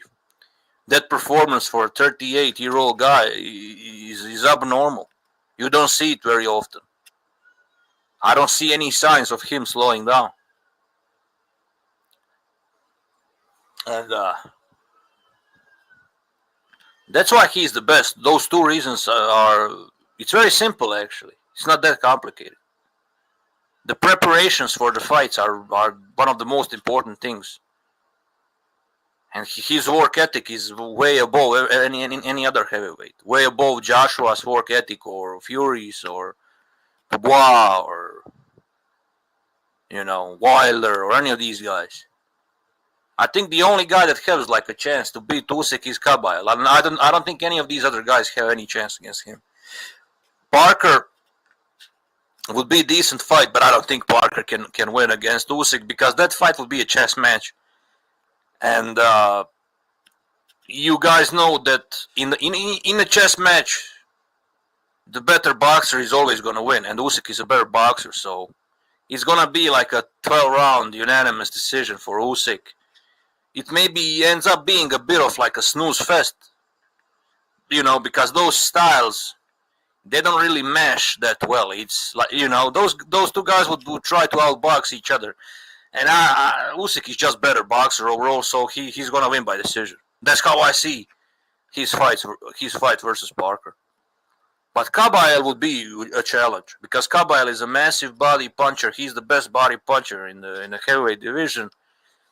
He also knows how to cut the ring off, and he's a very good inside fighter. He's also very well conditioned. You can see that his stamina is top notch. His cardio is top notch. He can pressure for 12 rounds without getting tired. So he would be, I think, toughest challenge for Usyk because he wouldn't even try. He wouldn't try to outbox Usyk. He would try to outmuscle him. He would aim for that body. And Usyk's biggest weakness is his body. We all know that. So Kabayel would be the biggest challenge for Usyk. Although I would pick Usyk in that fight too. I would pick Usyk against Kabayel too. But he has the best chance to beat him. You guys can disagree, you know. I'm fine with that. That's just how I see it. I think a lot of people are sleeping on Kabayel. And even if Kabayel loses, even if he loses against Usyk, when Usyk retires, Kabayel is also going to be one of the top guys. He's going to be one of the top guys in the division. He's a young guy. He's a hungry guy. He can box. He has fast hands. He's very precise with his punches. He's not throwing. His punches like without. He's not throwing his punches carelessly. You know, he's not wasting his punches. In another word,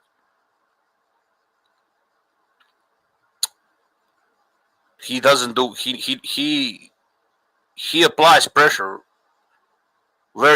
He's very effective at applying pressure.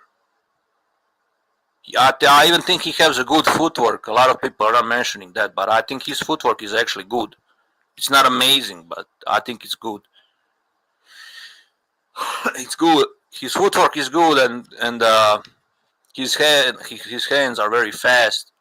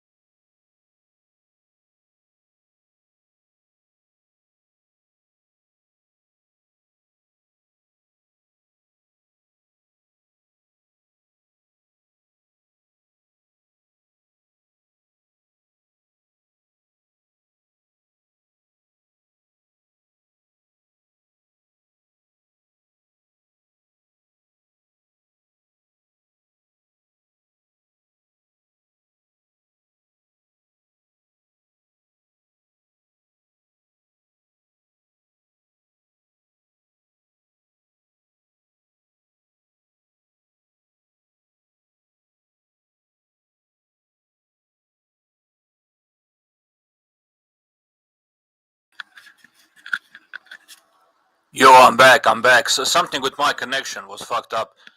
But yeah, as I was saying, I don't know if you guys even heard my opinion. Basically, I was talking about Kabal having the best chance uh,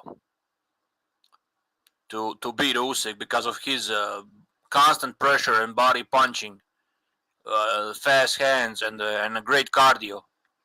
Uh, Very good punching technique too. He's not throwing. He's not reckless with his punches. He's a very precise puncher. He's not like a power puncher, but he's like accumulation type of puncher. He's chopping that tree very slowly but very efficiently. So I think Kabal would be like the biggest challenge for Usyk. I would pick Usyk, but that would be like the Kabal would have the best chance to beat him. So yeah, I don't know if you guys even heard my rant because internet kicked me off. Probably you did. Yeah, I'm actually gonna check it up. Like what's with the stream? You just give me a few seconds.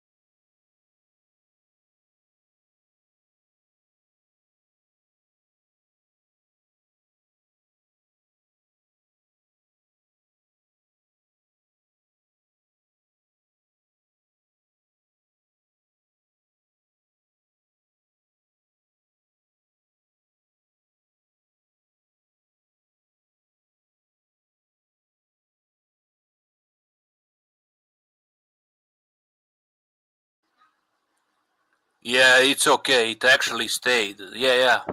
It's on YouTube. I thought like you guys didn't even hear what I was saying. But yeah.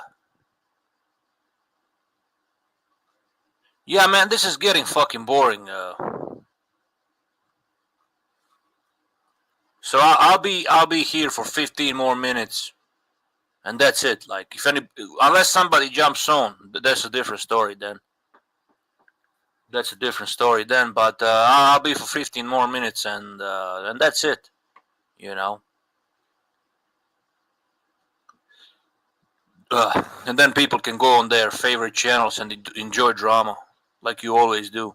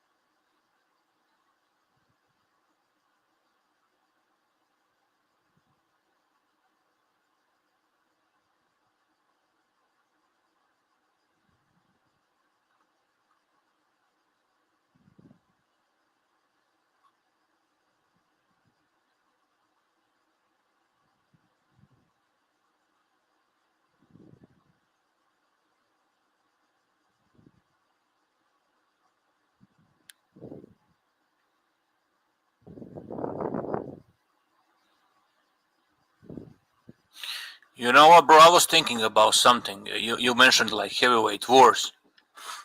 Like we can talk about heavyweight wars throughout history. There were few. Like I would even say the first fight between Frazier and Ali was a fucking. I think first fight was better than the third. Honestly, first fight was like a big war. It lasted for 15 rounds. You know, Joe Frazier won fair and square, but fight was actually very close until the knockdown. The knockdown kind of it kind of confirmed Joe Frazier's victory in a way. Yeah, that fight was also one of the best heavyweight wars. I would say Floyd Patterson versus Ingemar Johansson, the trilogy. That's one of the most underrated trilogies in boxing. Like, you guys should check that shit out. Ingemar Johansson versus Floyd Patterson. Those three fights were wars. I would say. Oh, you guys should also check Razor Ruddock versus Tommy Morrison. If you like slugfests, check out Razor Ruddock versus Tommy Morrison. It's one of the best fights you will ever see. It's pure action, action non-stop basically. It's two monster punchers fighting each other. Tommy Morrison won the fight, but it was very close.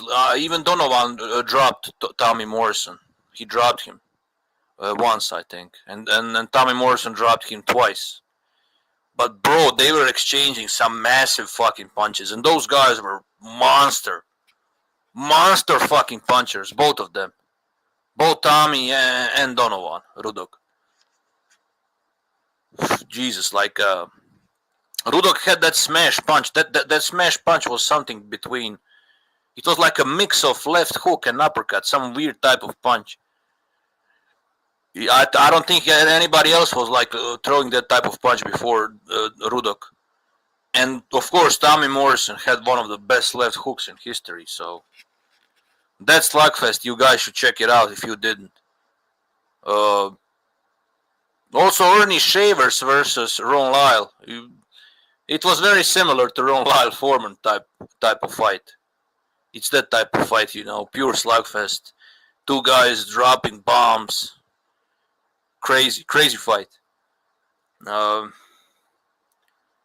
mean, other famous slugfests. Of course, Holyfield, Riddick Bowe, all of those fights.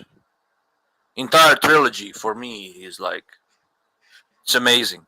It's maybe the best trilogy in the history of boxing.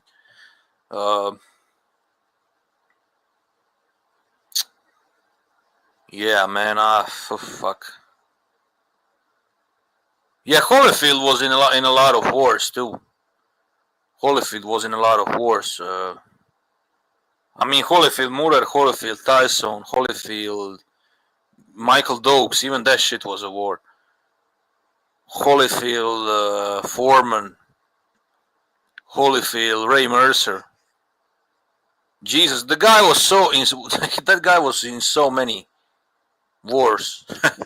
That's why Holyfield is one of my favorite boxers of all times. His resume is fucking insane. Fought everybody, bro, and he was exciting as fuck. In my opinion, the most exciting heavyweight in the 90s. Yeah, man, heavyweight wars.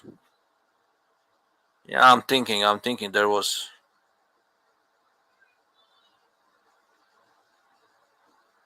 Yeah, George Chuvalo versus Floyd Patterson. Most of you guys didn't even heard about this fight. And most of you guys probably never saw that fight either. George Chuvalo versus Floyd Patterson. You need to watch that shit. You need to watch that shit. If you guys didn't watch it, you need to watch that shit.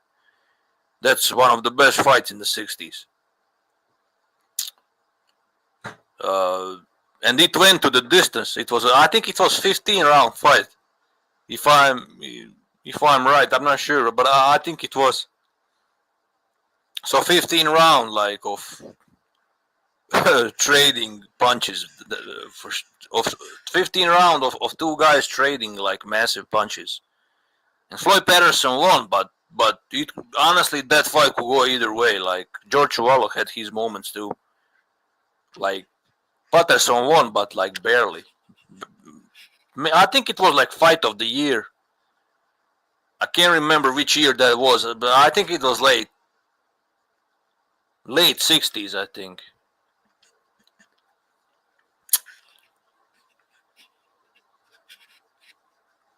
Fuck it, bro. I mean, even some of these recent wars, like Dillian White versus Parker, was a massive war.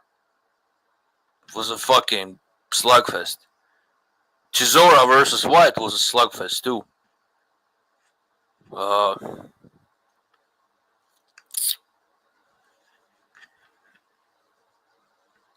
Which else? What else?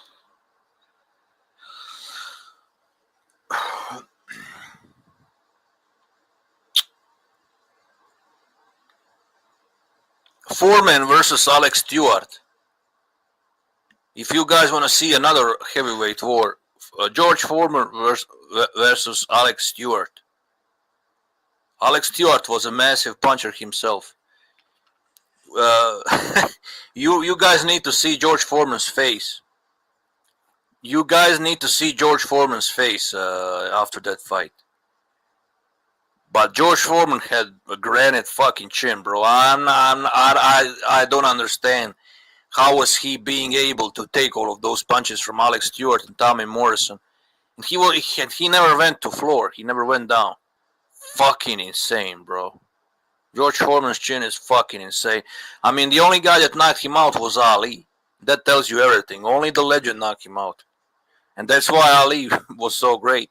He was past his prime and he knocked out that monster. Yeah, Alex Stewart, exactly. AJ versus Vlad was a war. Facts.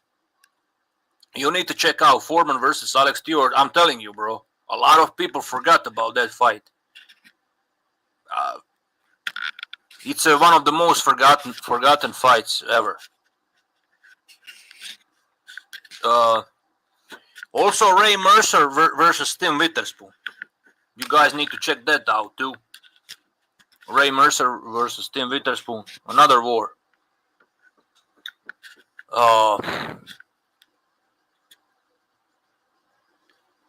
Even Murer versus Schultz was good.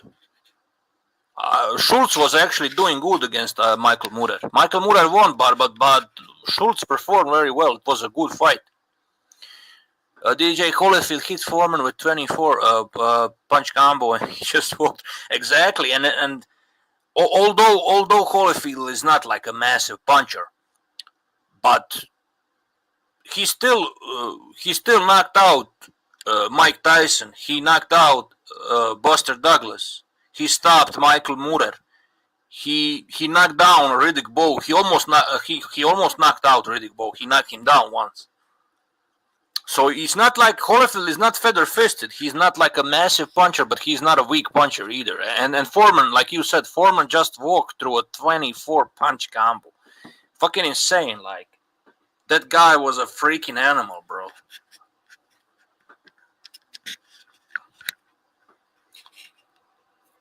I don't understand this. Till this day, I will never understand how he did that shit.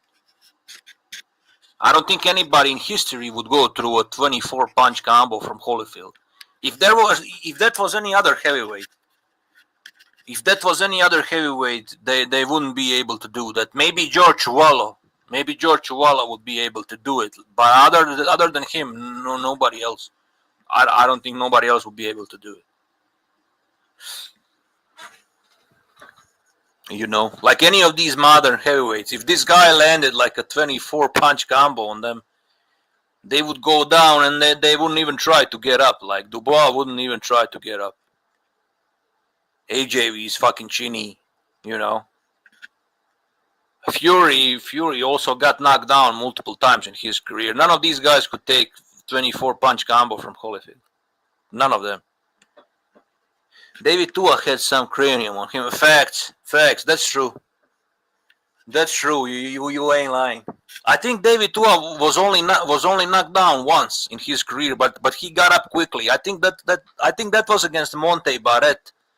I think David Tua versus Monte Barrett. It was like a flash knockdown, but David Tua got up very quickly and he just I think he actually even won that fight in the end. I'm not sure, bro. It was a long time ago. But David Tua was only knocked down once in his career. He was never knocked down. He was never knocked out. Sorry, he was never knocked out. So he had a granite chin too. You're right about that. You're right about that, bro. He took some bombs from Lennox Lewis and Ibeabuchi, and so you were right.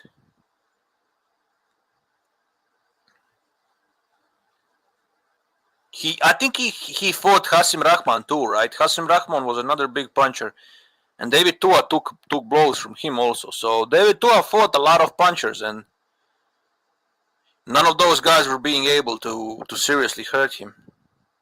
They didn't even drop him.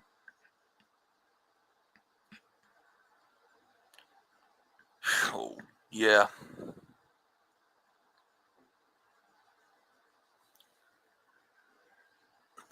There was a lot of great fights back in the day. Like great slugfest.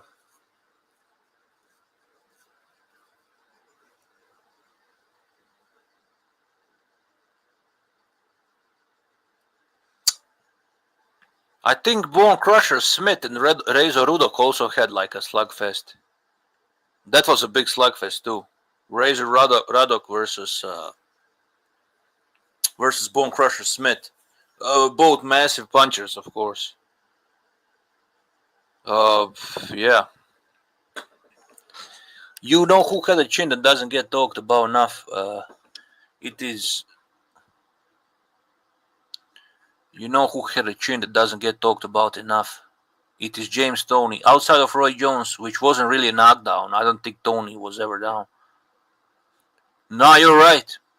You're right, bro, because James Toney was taking punches from heavyweights like he was taking punches from Samuel Peter. And Samuel Peter was a massive puncher back in the day. And this guy was a middleweight. He started as a middleweight. So you're right. You're right. He also had a granite chin. 100%.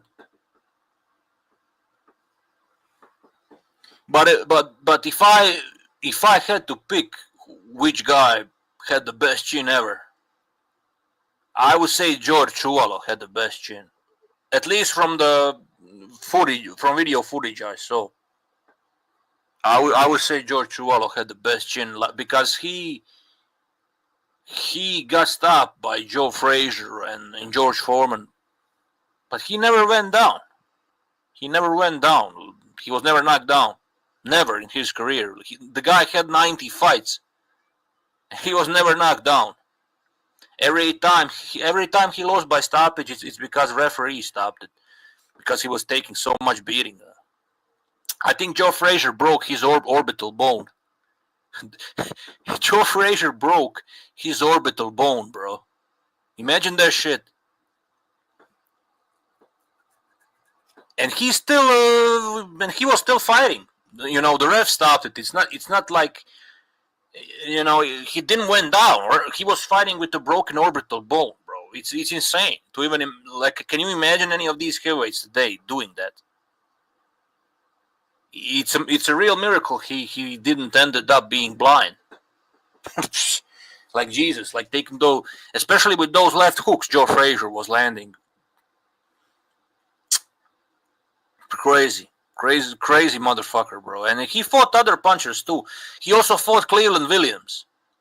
George Chuvalo also fought Cleveland Williams. I think he fought Oscar Bonavina. He actually won against Jerry Quarry. George Chuvalo knocked out Jerry Quarry. So he fought, yeah, he lost against Floyd Patterson, but it was a close fight. Yeah, man. Like George Chuvalo, I don't think anybody had better chin than him. Like Buster Mattis was another big puncher he fought.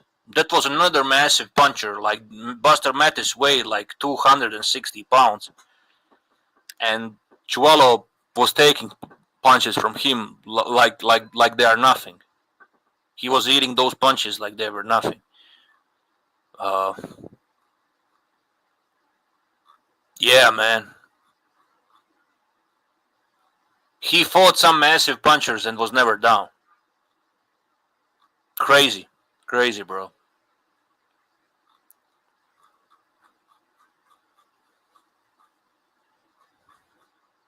He had 93 fights. I just looked it up. 93 fights. Insane. Yup. Cleveland Williams. I think Sonny Liston said that Cleveland Williams is the hardest puncher he ever fought. And even George Foreman said that when they asked George Foreman, like, what are the 3 hardest punchers you ever faced?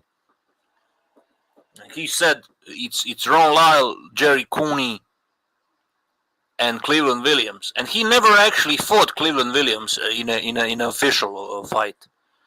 But he was a sparring partner. Cleveland Williams was George Foreman's sparring partner. And still George Foreman had him in his top three of the hardest punchers ever. And you know that in sparring sessions they are sparring with those 18 O's gloves, you know, those big gloves. They are sparring with those big gloves, and he still felt that Cleveland Williams power. You know, because George actually fought Jerry Cooney and Lyle, so he fought them in a fights, in official bouts. But he never fought Cleveland Williams, but he sparred with him, and he still had Cleveland Williams in his top 3 list. That tells you how hard Cleveland Williams punched, because they were only sparring partners with those 18 O's gloves, because punches don't feel the same way with those big gloves. So that just tells you how big of a puncher Cleveland Williams was. Yeah, George said that, yeah. Yes, Foreman was a Sonny Liston's sparring partner, exactly. He was. He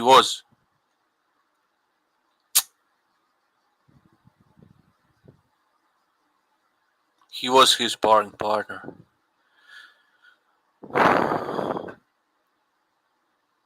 Well, I have him in top 10.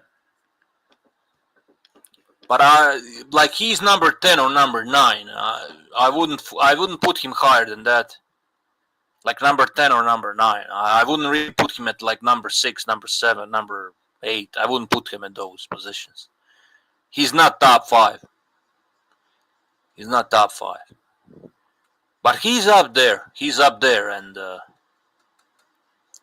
I don't think anybody beats him easily, bro. It's all speculations. Like, we will actually never know. I don't think he's the best heavyweight ever. I think those people are ridiculous saying that he's best heavyweight ever.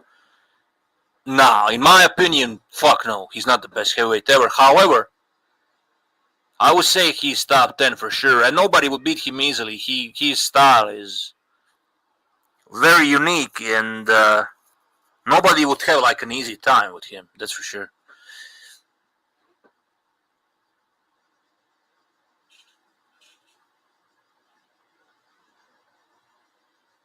I seen topics on channels. Ali versus Usyk. Who is better all time? Ali is better. I'll answer it for you. It's simple. Muhammad Ali is better.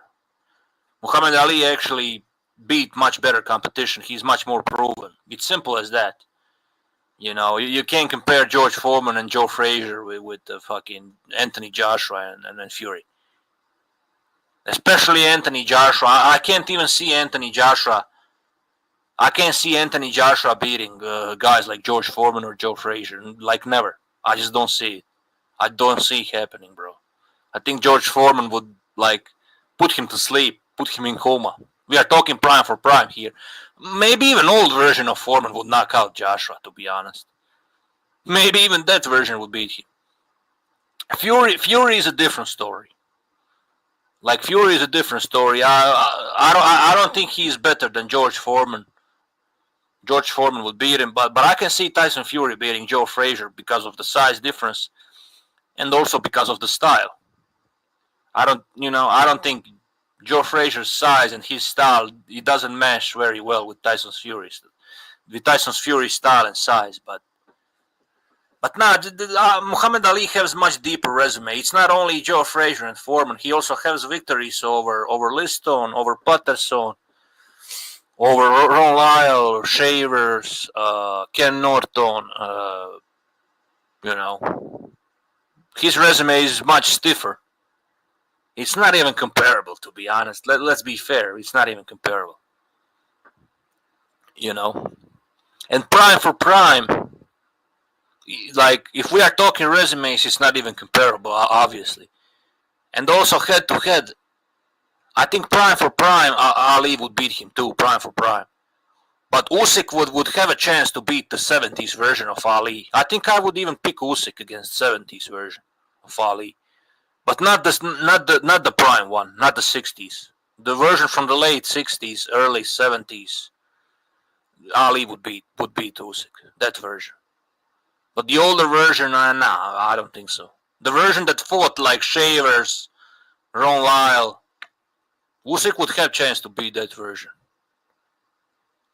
But no way. Like Usyk is not even greater than Larry Holmes or Lennox Lewis or George Foreman. So let alone greater than Ali. He's not even greater than those guys. He's not greater than Evander Holyfield.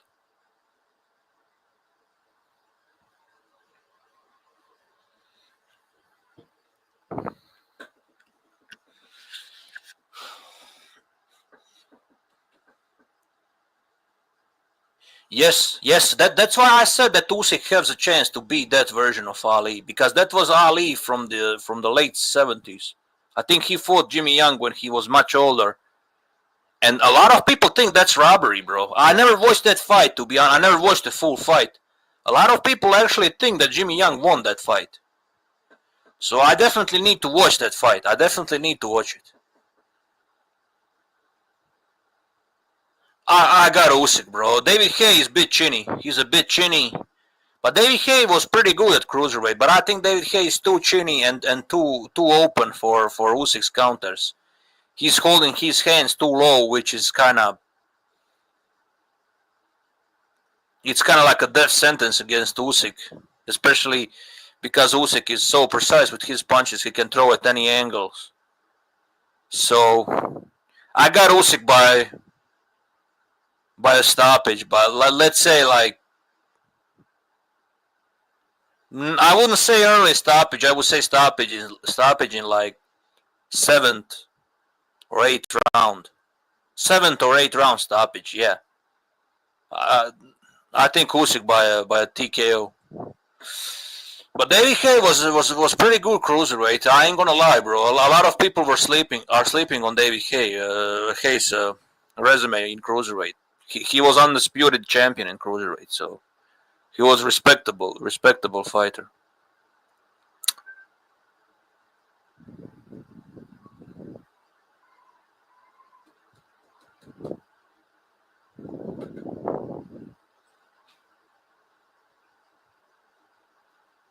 Carl Thompson actually knocked out David Haye. So I'm just thinking, if Carl Thompson was being able to do it, Usyk would do it too.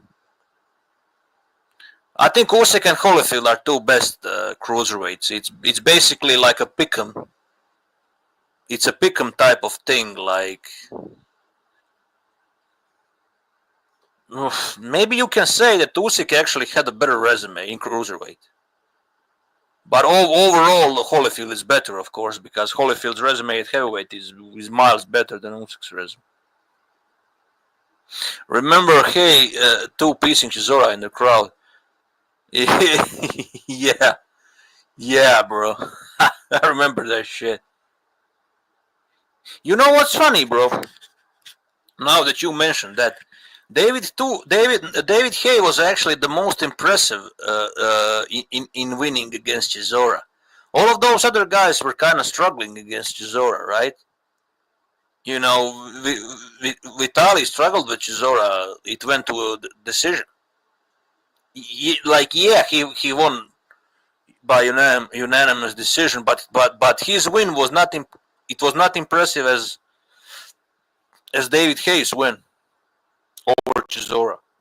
I would say David Haye had the most impressive win against Chisora out of all of these heavyweights.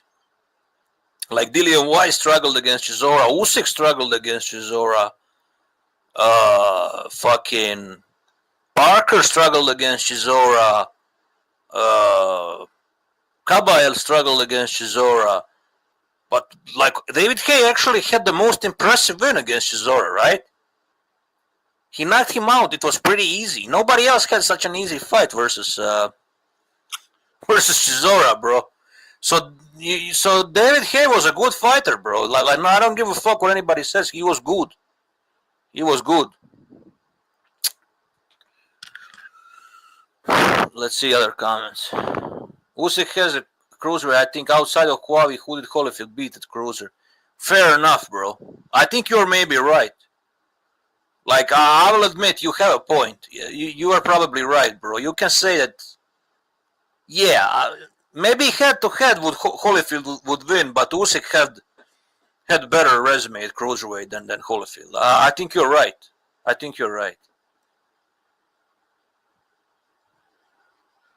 Chisora did give people tough fights. That was probably Usyk's toughest fight. Exactly. Like the only guy that had easy time with Chisora is David Haye, like I said. Nobody else won convincingly except Haye. I'm not saying David Haye is better than these guys. He's better than Usyk or nah. I'm not saying that. I'm just saying he was the most impressive one against Chisora. But David Haye was a massive puncher also. A lot of people forgot like how hard that guy could punch. Actually, Chisora said this himself. You can Google it if you don't believe me. Chisora said that David Haye is the hardest puncher he ever fought.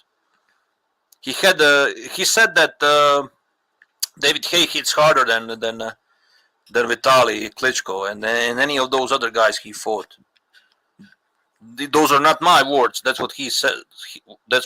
And he fought all of those guys, so he knows it. Like, why would Chisora lie? Chisora seems very honest to me. He's very honest to me, to be honest. You know, very honest guy.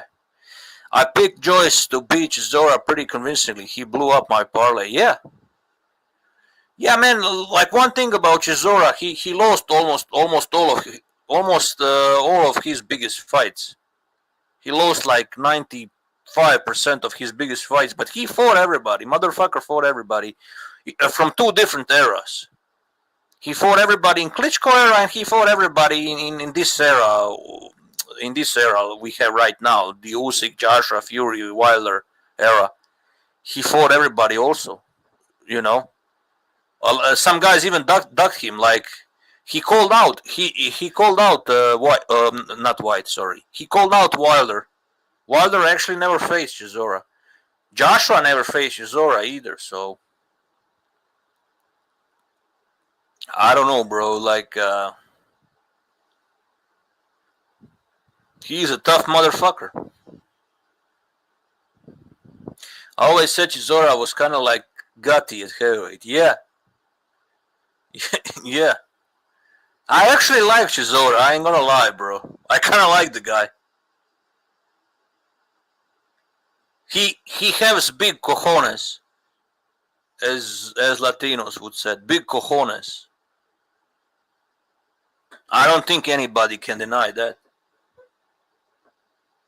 And some of those fights he was even robbed, like I had him winning in the first fight versus White. In my opinion, Chisora won the first fight against White, and even the one against Parker, the first fight was kind of, it was very even. It could go either way.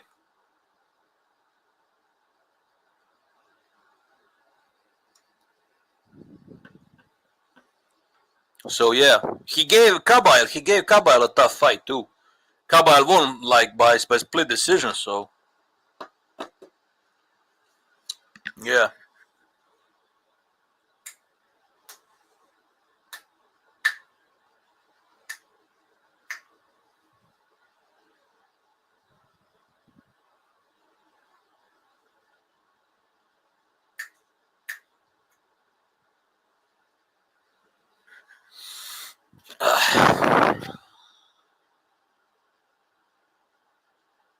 Most boxing I heard on a YTBC channel in a minute. Yeah, bro, but still nobody wants to jump on. Nobody wants to jump on. I'm not saying I'm a big channel. I'm a channel that nobody cares about. Like I have 117 subscribers, but still like at least I could have like 2 or 3 guys on the panel. But nobody wants to jump on because there is no drama. You know, so any of these guys complaining, like I don't want to repeat myself, any of these people complaining about not having boxing streams, you guys should blame yourself because you let it happen. So enjoy the destruction of the YTBC, because a bunch of you guys are losers and simps and knee benders. You know, some of you guys call me a knee bender, but how the fuck am I a knee bender, bro? These people are letting these females destroying their channels, and they don't say anything because they don't have balls to say anything. Bunch of fucking wimps and cowards.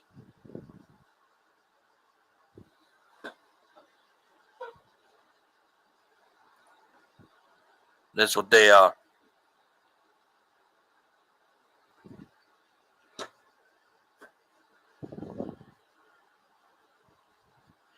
At Phantoms, I noticed same thing. People won't hop on for boxing talk, but they will for of course, bro.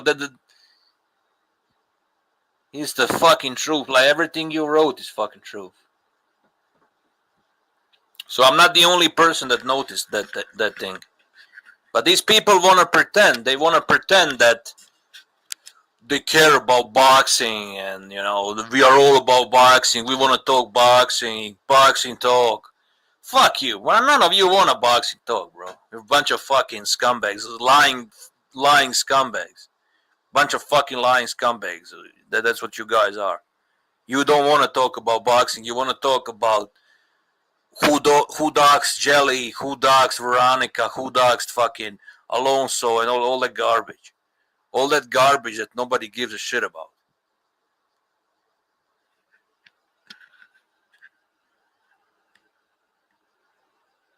Exactly. I don't care about drama if that drama is related to boxing.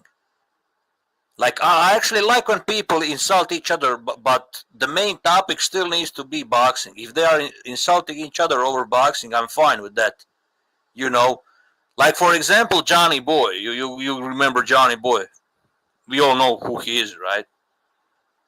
Like, he's definitely a controversial character. He said some outrageous shit.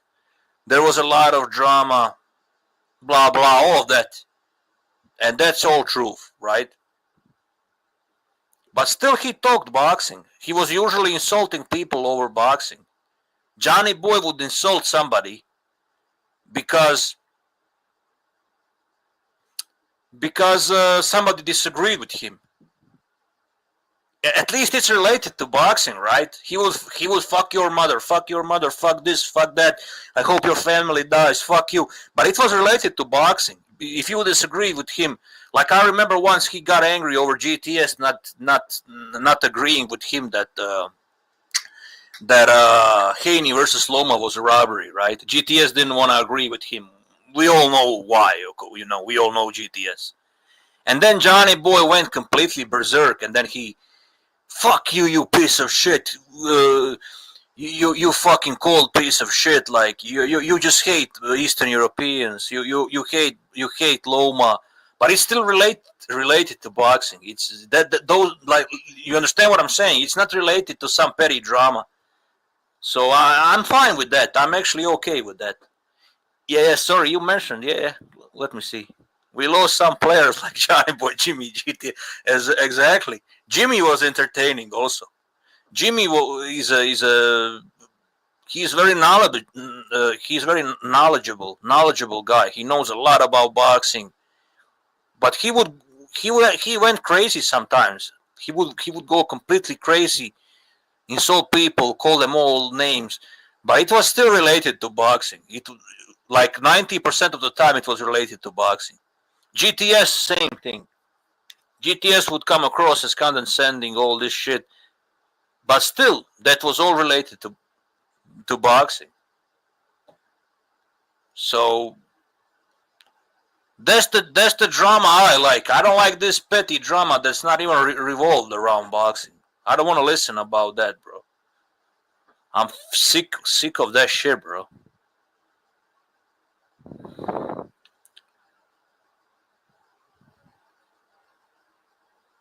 Yeah, salute, Chad. Salute, Chad. Salute. Haney War Chisora, exactly. That should be his nickname, War. I think he had like a hat. Marvin Hagler had that hat, and then Chisora was wearing the same hat. Haney Loma, that brought some heated debates. Yeah, bro, I miss that. I miss that, bro. That's what I miss about YTBC. I don't miss fucking T-Sector and these fucking piece scumbags. Fucking scumbags, bro. And I also blame people that brought them on the YTBC. I'm not gonna name them. It's none of you guys in the chat. It's not you, Chad. It's not the Angry Mexican. None of you guys brought the T-Sector. I'm not gonna mention the name, but you guys know that certain people brought these people to the YTBC. And that's why the YTBC is the way it is. It is dysfunctional community. Well, I agree with you. It's a full of scum buckets. Like I'm just sick of how. Like I will go live like once in a while, but I'm a bit sick of YTBC. I'm not saying I'm gonna give up on YTBC, but it's not what it used to be. It's not what it used to be. It's not the same thing.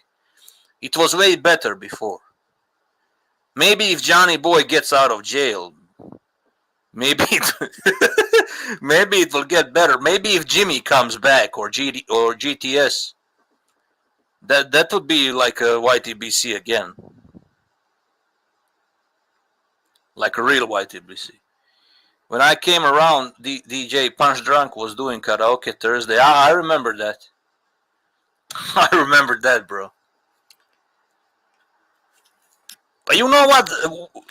We can think anything we want about Punch Drunk, but I gotta give him credit for one thing. Punch Drunk, he has some crazy opinions, especially about Andrade, right? But he also always talks boxing. Like Punch Drunk, every time he jumps on a Rap Stars panel, he always talks boxing. So I respect him too. I don't agree. I mostly don't agree with his opinions. Mostly. I don't disagree always, but I would say 90% of the stuff he says I don't agree with. But he at least talks boxing. Like, he gives his own arguments. You can agree or disagree. So I kind of respect him. Like, you know, I know he's a controversial character in the YTBC. We all know his history of lying and cheating to some people. But, you know, nobody's perfect. Nobody's perfect, right?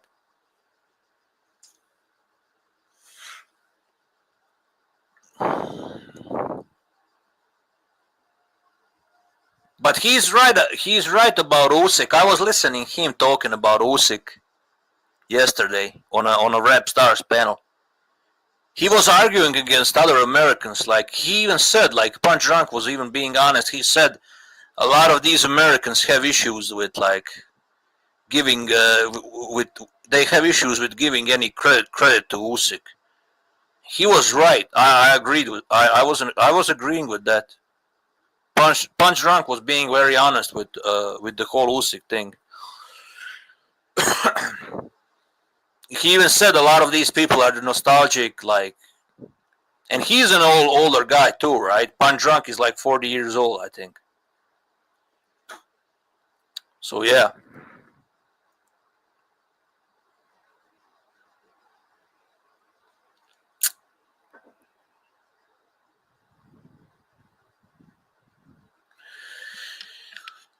But yeah, we were talking about great fights, great heavyweight slugfests.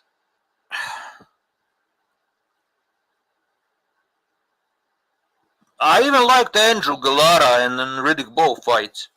I know Andrew Galata was hitting him in the balls like countless times. But it was entertaining. It was entertaining inside and outside the ring. You know, when Riddick Bowe team attacked those people in the stands, those people that were watching fights. But it was all good Galata's fault. Like he went berserk like with those body punches, and then you had like a Riddick Bowe, somebody from Riddick Bowe's entourage entered in the ring and punched Andrew Galata, I think. That shit was insane, but those fights were very entertaining. And Andrew Galata was a waste of talent. Like, I always felt that guy, if that guy was actually mentally healthy, he would do very well. He would do very well, bro. Andrew Galata could box when he actually took boxing seriously. But he's a crazy Polish weirdo, bro. He's a fucking nut job. I don't know where they found that nut job, bro, but I think he's the biggest nut job in heavyweight division in history. Like, nobody was that fucking insane. Maybe only Ike Babuchi comes close. Mike Tyson is not crazier than Galata, bro. Galata was a freaking nut job. Crazier than Mike Tyson, in my opinion. He's crazier than him.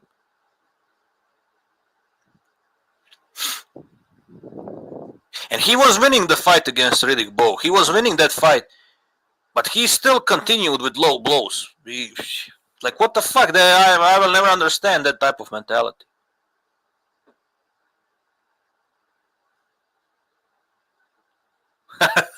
Yeah, he was funny also. Galata was kind of funny. His English was even more broken than Usyk's English. I remember John Ruiz trainer Norman Stone yelling, yeah, that fight was dirty too, because John Ruiz himself was a dirty fighter. So there was a lot of dirty shit in the clinches, a lot of low blows, rabbit punching, elbows. I think that fight between John Ruiz and Andrew Galata, that's one of the dirtiest fights in a heavyweight division. I need to watch that, bro. You know, I need to watch it. Yeah, Oliver McCall, I think he started crying after he lost the fight. No, that was actually during the fight, sorry. He started to cry against Lennox Lewis. He started to cry during the fight, and then ref stopped the fight. I never saw anything like that in my life. It was kind of sad, to be honest. You can see that Oliver McCall was like mentally collapsing in the ring. Like, even Lennox Lewis was like he was wondering, like, what's happening? Like, is this guy okay? Like even Lewis was like, what's wrong with him? You know? And then ref stopped it. You know, it was weird. I heard that Oliver McCall was a junkie, bro. He was junkie at that time. So, yeah. And I also heard he had depression, like a deep depression. He was a junkie. Yeah, it's a very sad story. It was a meltdown. I don't think I ever saw something like that.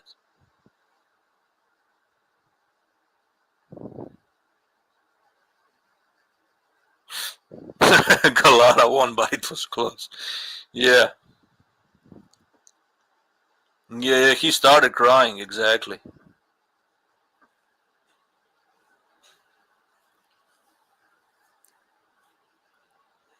Yeah, what do you guys think, Brian Norman versus Devin Haney? I noticed people were talking about that. Like, what do you think, Angry Mexican? Like, who is gonna win that fight, or Chad? Brian Norman versus Devin Haney. I think it's much closer than people want to admit. I don't think Devin Haney is gonna have easy time with Brian Norman, and we all know that Devin Haney is a bit chinny. And Brian Norman can punch. And he can box too a bit. He's not like a fucking he can box a bit, like he's not completely unskilled. He's a decent boxer and he has the punching power. He's a pressure fighter. Like, what do you guys think? Because it's a very close fight to me. I can see Haney like winning by decision, but I can see Brian Norman surprising people because Haney is chinny. We all know that Haney is kind of chinny, and he's hittable. Haney doesn't have like Haney's footwork and jab are good, but his head movement is like very limited. He's very hittable. I keep hearing they are having some type of drug testing issue. What do you mean? Are you talking about Haney and Brian Norman? I didn't follow it. So, what kind of issue? Drug testing issue? Well, like, what's the problem? Norman has shown good ability to cut the ring off, but he never chased down Devin. Yeah, but I think Brian Norman is way better than the last Devin Haney's opponent. I think Brian Norman is better than Ramirez. He is better at cutting the ring off, and he has faster hands. He's younger, faster.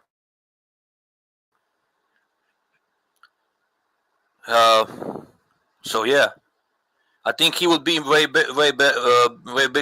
bigger challenge.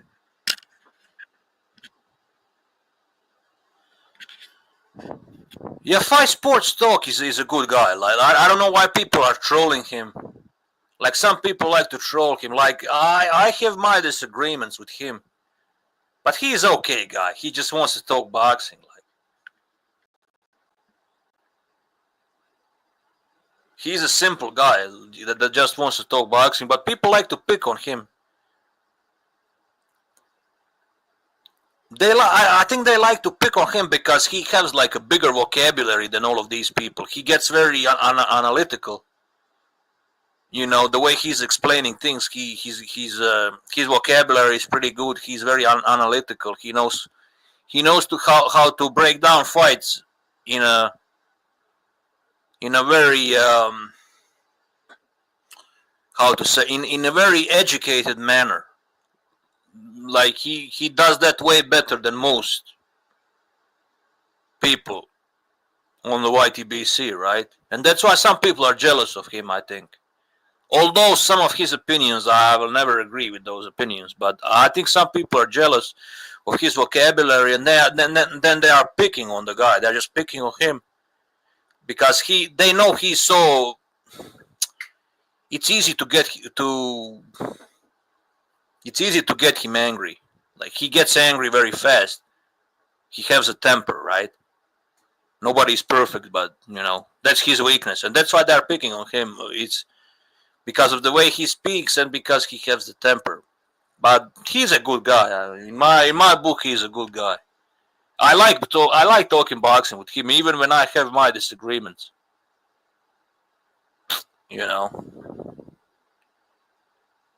He's much better than other panelists. Some of those other panelists, they just jump on to talk shit, you know.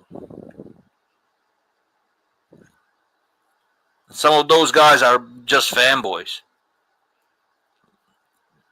You know, some of those Teofimo fanboys are weirdos. And I like Teofimo, actually. But I'm not a fanboy.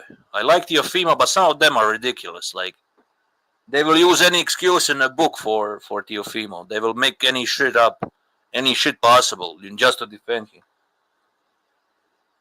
And, you know, and when Fight Sports actually says something that makes sense, they are calling him, like, you know, the usual stupid insults, like that he's a cuck, that he's always picking this guy because, I don't know, he's black or whatever. Some stupid nonsense. It doesn't even make sense. Mirage used to mess with him. Yeah, Mirage. Yeah, but Mirage, I think Mirage actually likes Fight Sports. It's those other people that hate Fight Sports. It's not even Mirage. Other people hate him way more. Mirage just likes to pick on him a bit, but he doesn't go like too far. But people like D. Calico, for example, he likes to insult him, call him all kinds of names. You know, he likes to call him colonizer and all that garbage. You know.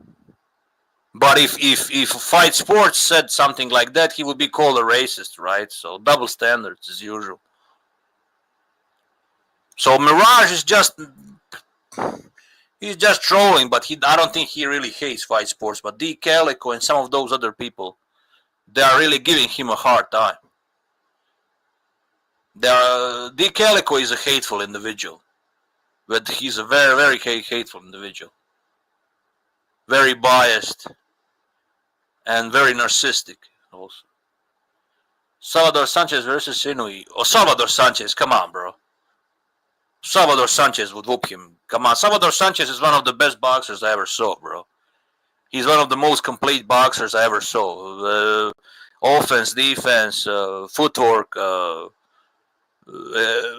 He he actually had the best stamina I ever saw in boxing. Best cardio. He is amazing combination puncher. Everything. He had everything pretty much. He was all around great boxer. But especially his cardio. His cardio was out of this world. And his hand speed and combination punching ability was also something else, bro. No, Inoue would never. Inoue doesn't have defense to pose problems for Sanchez. And even if he lands punches on Salvador Sanchez had a granite chin. So there is no debate. There is no debate. Salvador Sanchez is one of the best boxers I ever saw on a film. Inoue is very good. He's very good. He's a Hall of Famer, but he's not on a Salvador Sanchez level. Salvador Sanchez for me is the greatest Mexican boxer of all times. I even rate him above Julio Cesar Chavez. I know most people will disagree, but I have him above Julio Cesar. Cesar Chavez is number 2 for 3. So that's my top 3 Mexicans. But no, Inoue, fuck no. I have Salvador Sanchez by a stoppage. I would say stoppage in the 7th or 8th round. I think Inoue would last maybe 7 or 8 rounds with Salvador Sanchez. There you go. That upsets bad about.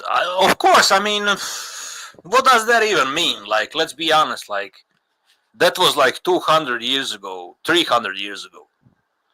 Who the fuck cares? Like, move on. You know, I'm not saying that. Me personally, I am very anti-colonial. I'm anti-imperialist. I'm anti-colonial. I hate and despise every type of colonization or any type of imperialism. Right? In terms of foreign policy, I'm isolationist. You know, like I'm this type of the guy. You respect me, I respect you. We can trade. And that's it. I'm not going to interfere into your problems. You ain't going to interfere into my problems. So I despise colonization, okay? But that was fucking 300 years ago. Like, well, why would you call him a colonizer, bro? Nobody cares. It's not relevant to a boxing channel. What does that have to do with boxing? But D. Calico is a racist piece of shit. He's like he's a black supremacist, right? We all know that he is. So that's why he's picking on Fight Sports. Because Fight Sports is white guy, right? He's a fucking piece of shit for doing that. The DJ, it was a debate on another channel. I don't know if you heard of Round 1 Sports Talk. He loves Inui. I think I know Round 1. I think he comes on Rap Stars panel sometimes. He's a decent guy, but come on. Fuck no. He doesn't beat Sanchez.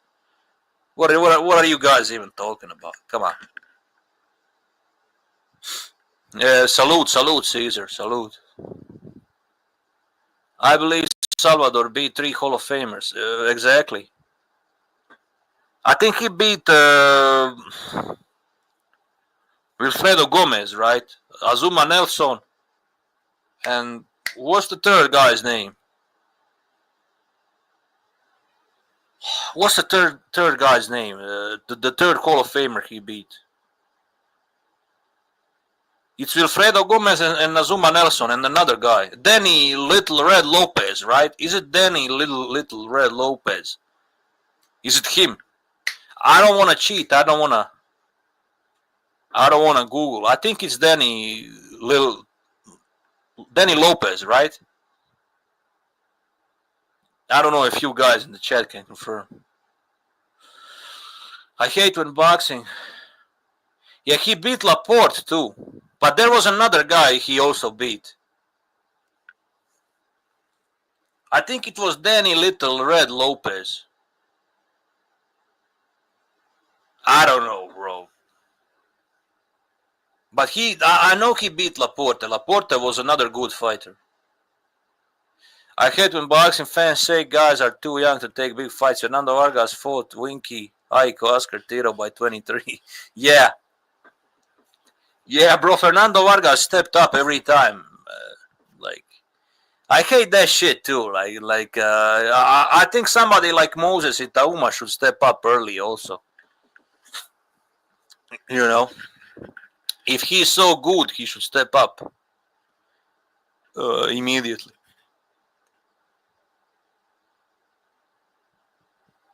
Yeah, Danny Lopez, yeah. Nelson, Gomez, and Lopez. Yeah, bro. So, bro, he did that before he turned 23. Can you imagine that, bro? Like, imagine what that guy would do if he didn't die so young. He already had 3 Hall of Famers on his resume, right? You have some people that, like, you have some people that had like 50, 60 fights in their career, and they don't have anywhere near as good wins as Salvador Sanchez did. Their wins are nowhere near good as Salvador Sanchez wins, and they had like 60 fights, and they were boxing for like over 20 years. But this guy did that in such a short period of time, so that's impressive. He already had Hall of Fame career. Like, if Sanchez retired at 23, he would already be a Hall of Famer without even continuing boxing later on. Because of those 3 wins, of course, right? Those 3 wins would put him in Hall of Fame without a shadow of doubt.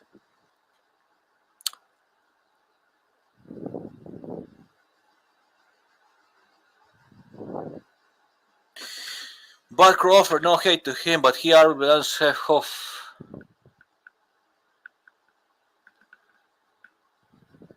Maybe you're right, bro. Maybe you're right. I don't know. You don't think Errol Spence can enter Hall of Fame? You don't think Errol Spence can maybe enter Hall of Fame?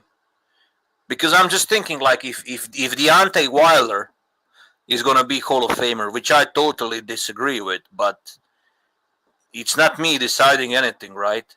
So if Deontay Wilder is gonna enter it, like why Errol Spence would not be able to enter it? But I see your point. I see your point. Crawford's resume ain't that impressive.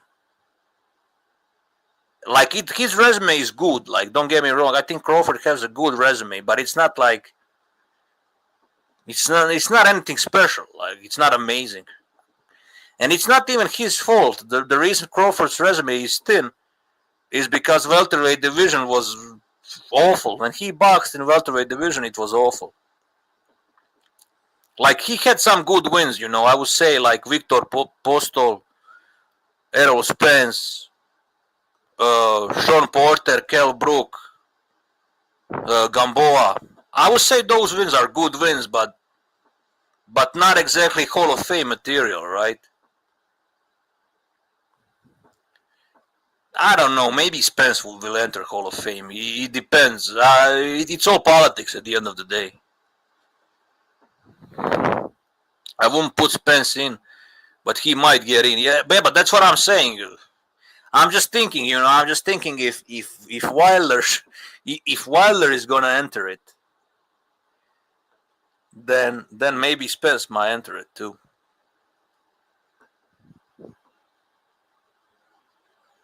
You think Bud is gonna beat Canelo? Because I have Canelo winning that fight, honestly.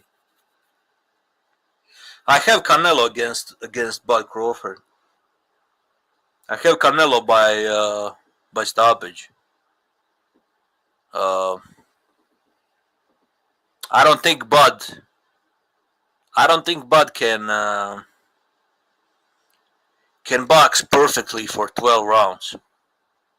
I don't think Bud is able to do it. I'm not saying Bud has a bad defense, but I don't think he can do like Sugar Ray Leonard type of performance against Canelo. And also Bud likes to get into exchanges. He likes trading punches.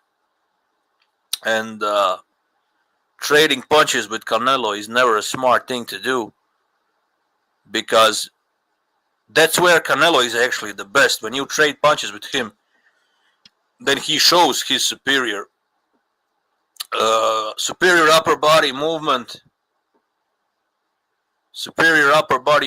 and superior head movement. He's gonna be able to evade those punches from Crawford.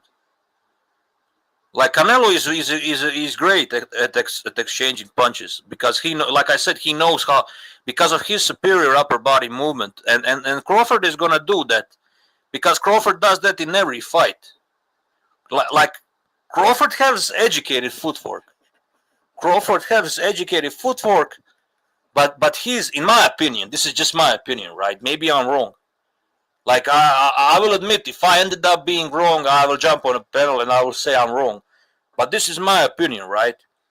Crawford has educated feet, but I don't think his feet is fast enough to last all 12 rounds against Canelo.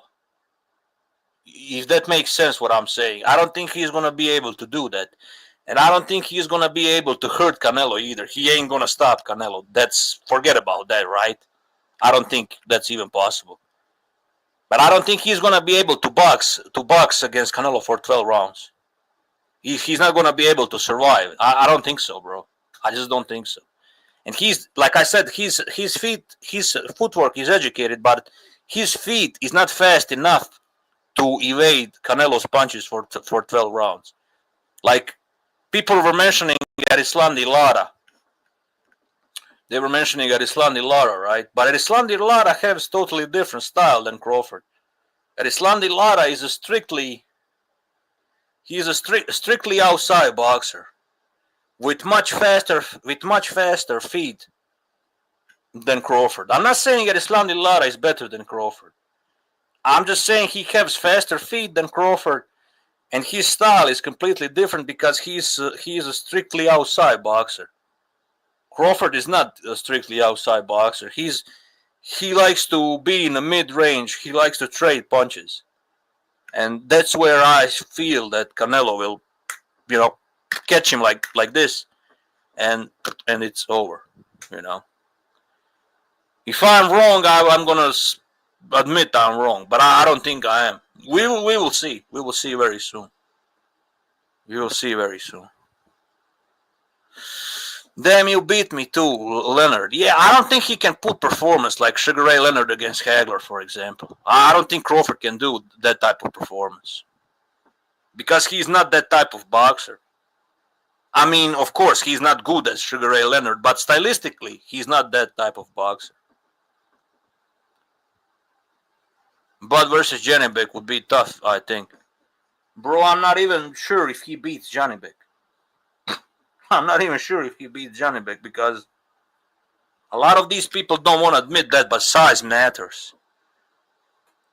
Crawford already moved up 4 weight classes. I don't know why people are forgetting that. Crawford already moved up 4 weight classes. These guys are much bigger, stronger than any of his previous opponents in previous weight classes. And also Crawford is going to be much slower. This is the thing. Crawford is going to gain weight.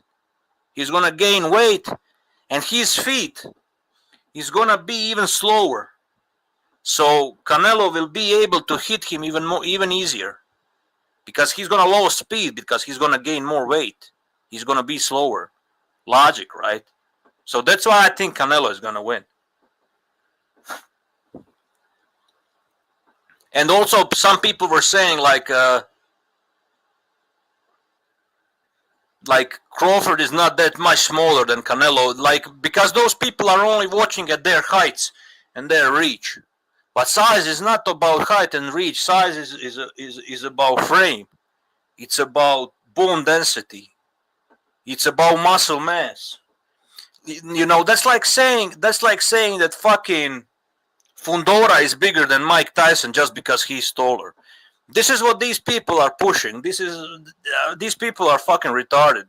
They literally think just because one guy is taller that he's like bigger. No.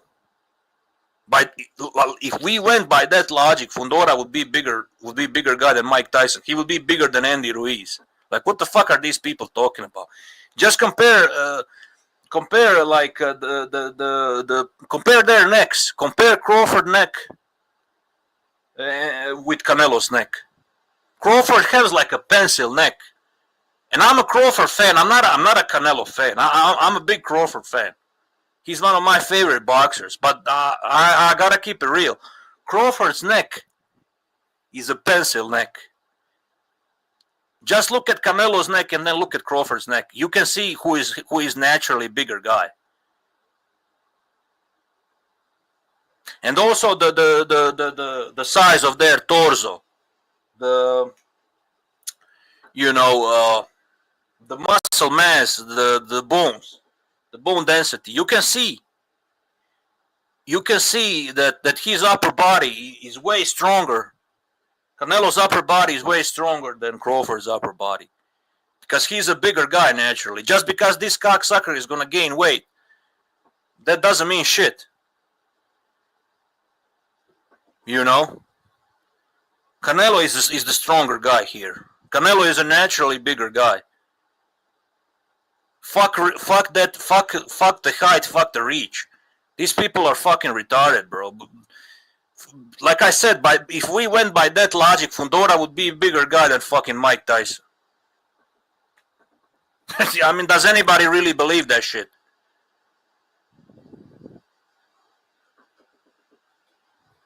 I think these people are delusional, bro. I swear to God. Some of these people on the YTBC are retarded. And I'm not saying that people that are picking Crawford, I'm not saying they are retarded or stupid. But I'm just saying they're stupid when they are saying that when they are saying that Crawford is like the same size as Canelo. No, he's not. No, he's not. Canelo is a naturally bigger man. Hey, let's read the comments. Yeah, Bud loves to that mid-range. He isn't really stayed to a game plan and box on the outside for 12 rounds. Exactly. That's what my ex-girlfriend kept telling me. That one is funny. People kept saying Leo Santa Cruz was bigger than Tank, and I'm like, no, he's taller, not thicker build. Exactly. Like I said, just look at their necks. Look at their necks, and then come back and tell me these guys are the same size naturally. Crawford has a pencil neck compared to Canelo. It's a it's a fucking fact. But let me look their height and reach. I'm curious. I just gotta see that. Although, like I said, it doesn't mean shit. That doesn't mean you're bigger if you have a bigger reach and you're taller. That doesn't make you a bigger man. That's the most stupid thing I ever heard in my life. But let's go. Let's see. So Crawford is 5'8", and his reach is 74 inches. So that's Crawford. Let's look at Canelo. Canelo's height and reach.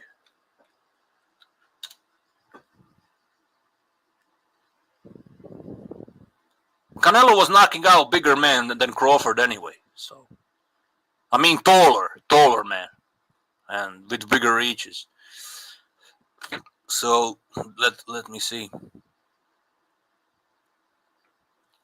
So Canelo is 5'7". So basically, Canelo is 2 centimeters shorter than Crawford. That's basically nothing, right? But his reach is a lot smaller. His reach is shorter. His reach is like he's 70 inches. Crawford is 74 inches. Okay, so Crawford has the reach advantage, but height advantage is non-existent. Only 2 centimeters of difference. But that doesn't really mean shit. Like Callum Smith had the insane reach over Canelo. Kovalev had the insane reach. I think Danny Jacobs also had. Caleb Plant. So if he's able to deal with that type of reach, he's gonna be able to do it with Crawford's reach too. There you go. It's simple as that. Difference is Bud and Canelo will weigh in at 168. Fundora last fight was 152. Tyson is 200 plus Sibs. Yeah, that's true. He's gonna weigh the same as Canelo, but I'm saying who is a naturally bigger man. That's what I'm saying. Who is the naturally bigger man? Of course, you know the answer is Canelo, right? He's naturally bigger man. When you see them, you can immediately notice who is a bigger man. Just because this idiot gained weight, I mean, not idiot, sorry. Just because Crawford gained weight, just because he's going to weigh the same, that doesn't mean... Canelo is the stronger guy here. We all know it.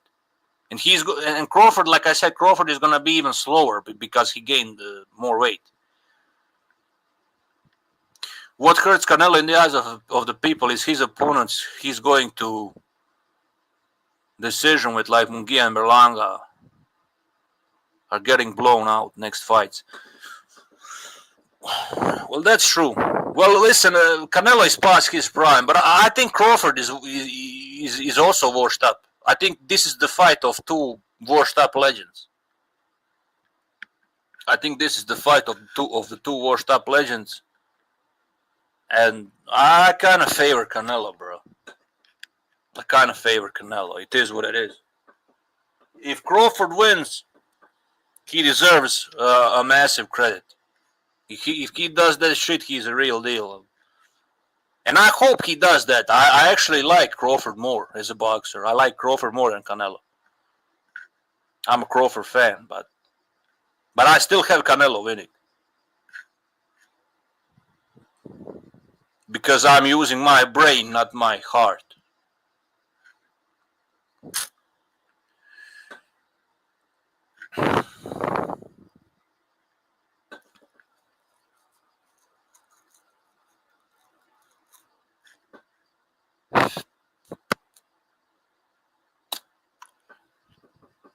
Yeah, people kept saying Leo Santa Cruz is bigger than Tank. And I'm like, no, he's taller, not thicker build. How did you score Pac-Man versus Barrios? I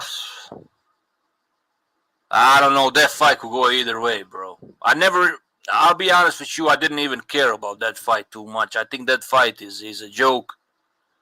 I think it's a joke to let Pac-Man even fight as a 50-year-old man.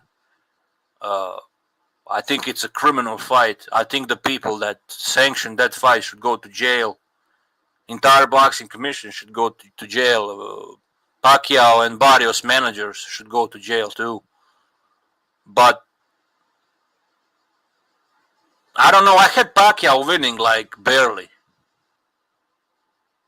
like 7-5. But if it ended up being like, I'm fine with draw. I'll be honest. I'm fine with draw also. It's a close fight. Like even if some people scored it for Barrios, it's not like there was a lot of swing rounds.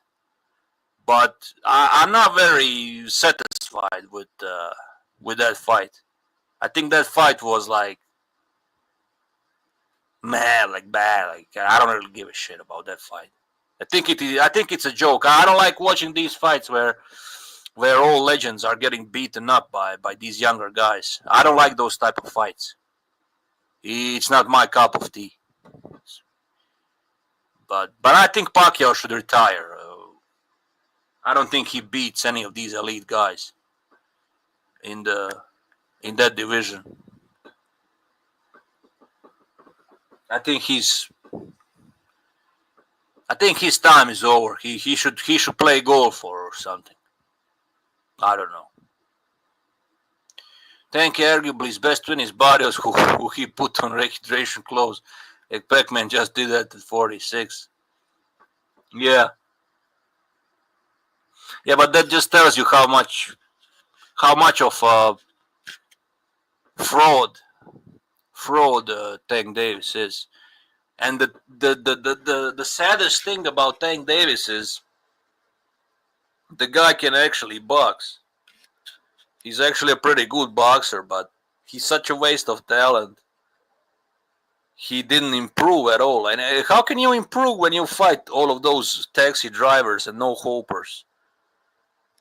Like, those guys ain't gonna force you to improve technically, and that's what happened to Tank Davis. He was fighting these bums for years, and those bums didn't force him to improve, and that's why his career is the way it is. Like Lamont Roach clearly won, in my opinion.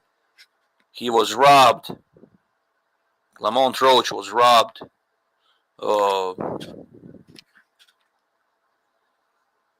What else is there to say? Tank Davis' career is a joke. It's a horrible joke. What a waste of talent Tank Davis is.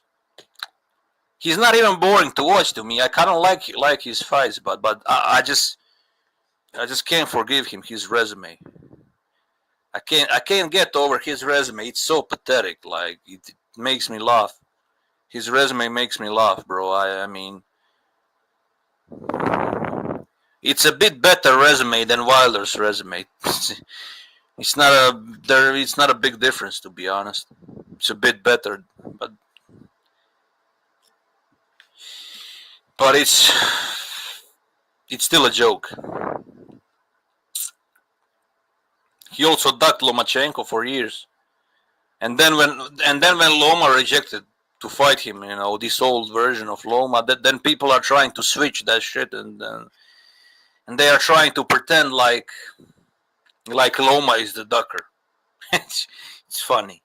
These people are funny, bro. Like the way they are flipping, changing narratives, but they are not talking about Tank Davis avoiding Loma for years before that.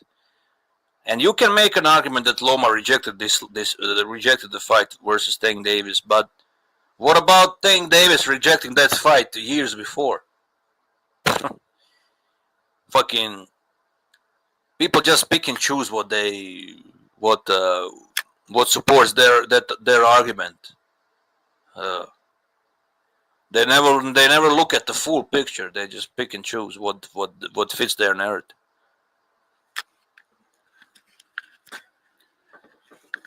Boxing Eagle had a poll: Duran versus Tank, and 42% picked Tank.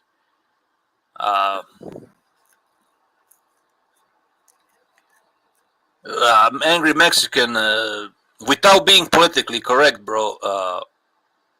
Boxing Ego's channel, most of his subscribers are from one. They come from one demographic. It's mostly African Americans, and they will never like.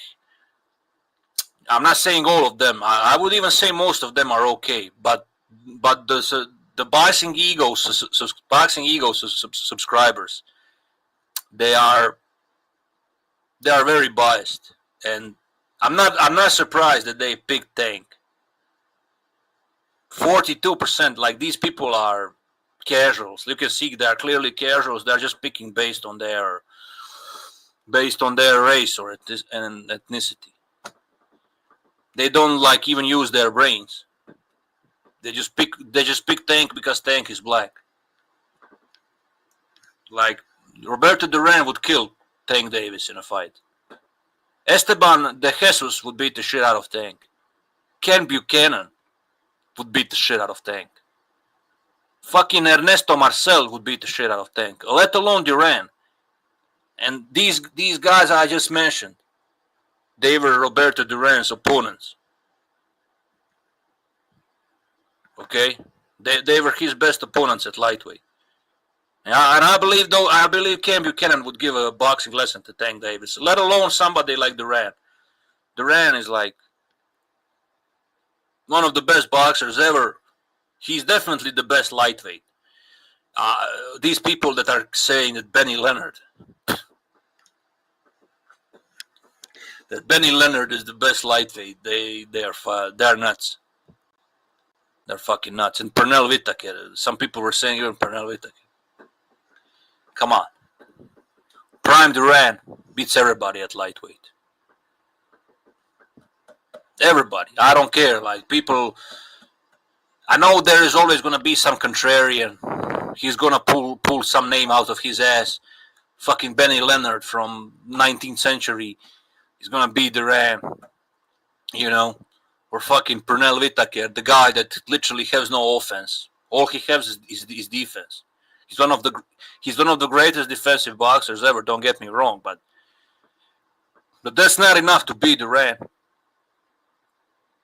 Duran himself has a great defense. Roberto Duran's defense is one of the most underrated defenses in boxing history.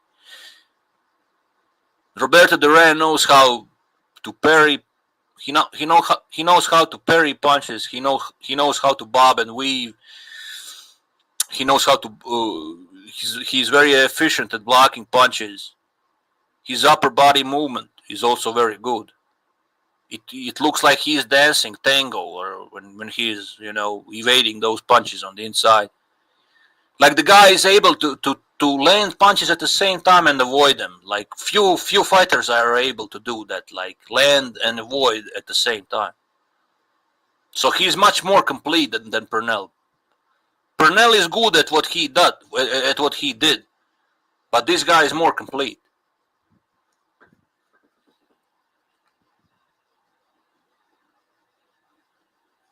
Duran and Pac-Man crossed 40 to 50 hips overweight classes at their height. Is as impressive as you can get. Yeah.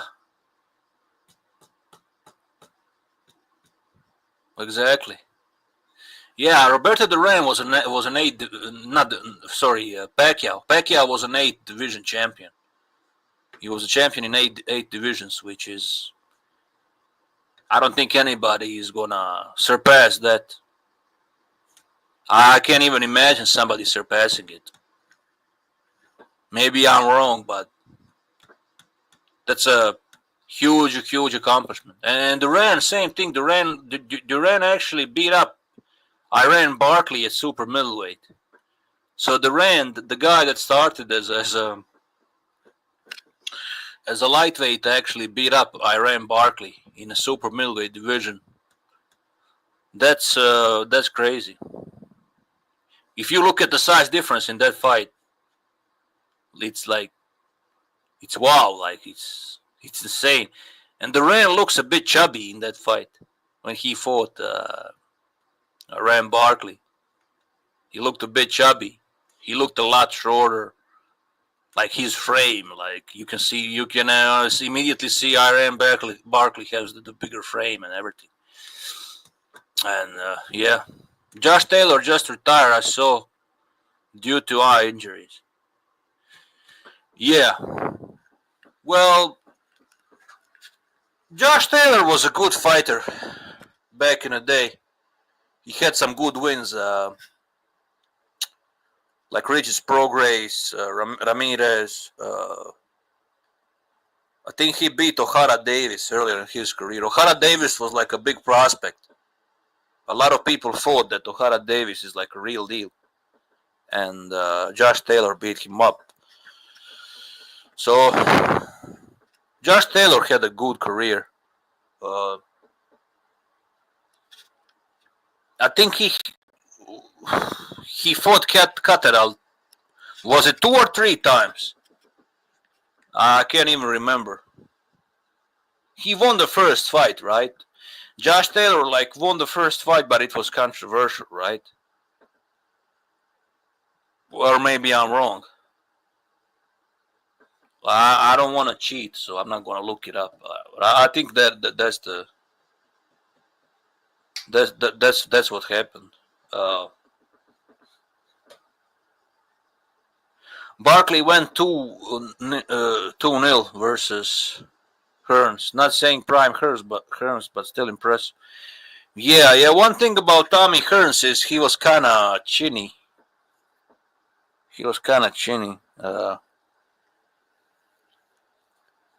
But other than that, he was scary. Tommy Hearns was a scary individual.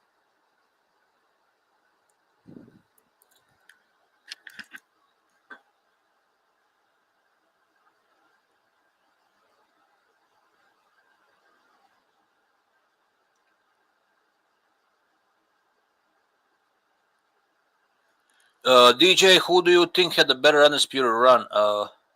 Jermell Charlo at 154 or Josh Taylor at 140? That's a good question, bro. Wow, that's a good question. Let me look it up because it's not fair for me to compare if I don't look it up. I'm going to look it up.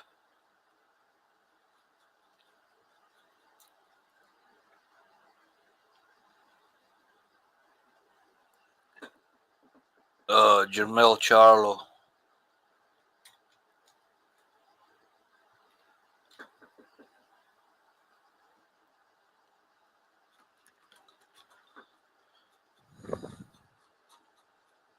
So Jermell Charlo's biggest victories: Austin Trout, Tony Harrison, Jason Rosario, Brian Castano. Those are pretty good wins. I would say his biggest win is Brian Castano. That's his biggest win. Jason Rosario, Harrison, Trout were decent wins too. Let's see Josh Taylor then. Josh Taylor, Victor Postol, Ivan Baranchik, Prograis, Ramirez, Catterall. Bro, I would say Josh Taylor had better resume. I would say Josh Taylor had better wins.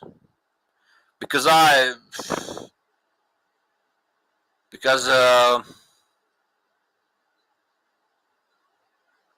think only Brian Castano can compare with Catterall, Ramirez, and Prograis. The other opponents Charlo had, like Tony Harrison, old Austin Trout, and Jason Rosario. I don't think they are better than Ramirez, Prograis, or Baranchik. They are definitely not better than those guys. So Yeah, I would say Josh Taylor had a better run. I would say Josh Taylor had a better run.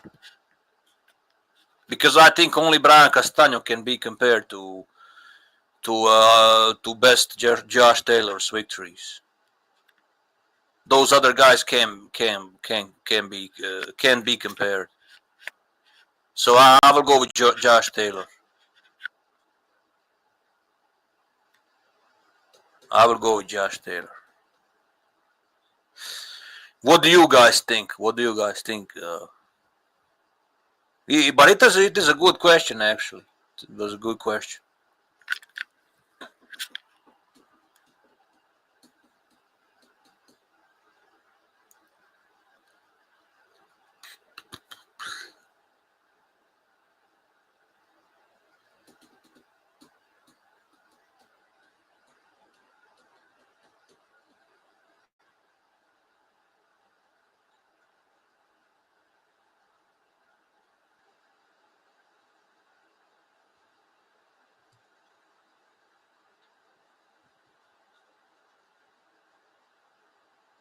Oh, okay. So you agree with me then? You agree with me then?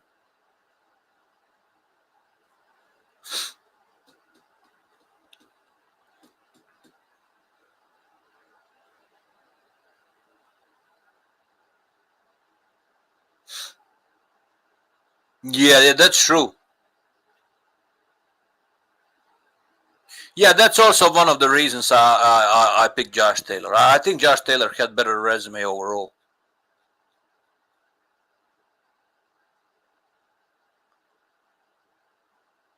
But why did Brian Castaño like? Why did he ended up his career after that loss? Like, why? He was pretty good. Like, why did he ended up his career? Why didn't he continue to fight in a division? Like, Brian Castaño was pretty good. Like, who cares if he lost, bro? I don't care about undefeated records. I just want to see the best guy fighting the best. You know. I honestly don't know. DJ Castaño was good. Yeah, I don't know either. Like, I don't get it why he ended up his career.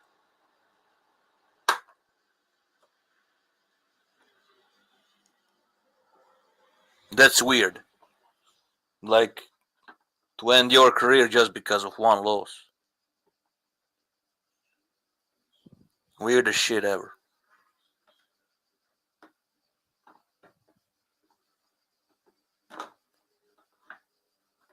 Because it would be interesting to see Castaño versus Fundora or versus Tim Tszyu or, you know, Bohachuk or Virgil Ortiz or, you know. It would be interesting to see him against these guys.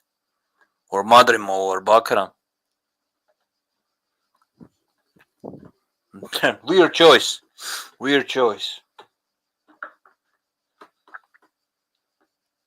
Or Conor Benn, yeah. Like 154 is a crazy division. I think it's the best division in boxing. Oh. All of these guys can beat each other up. They are all very close, you know, to each other. It all depends on styles, in my opinion.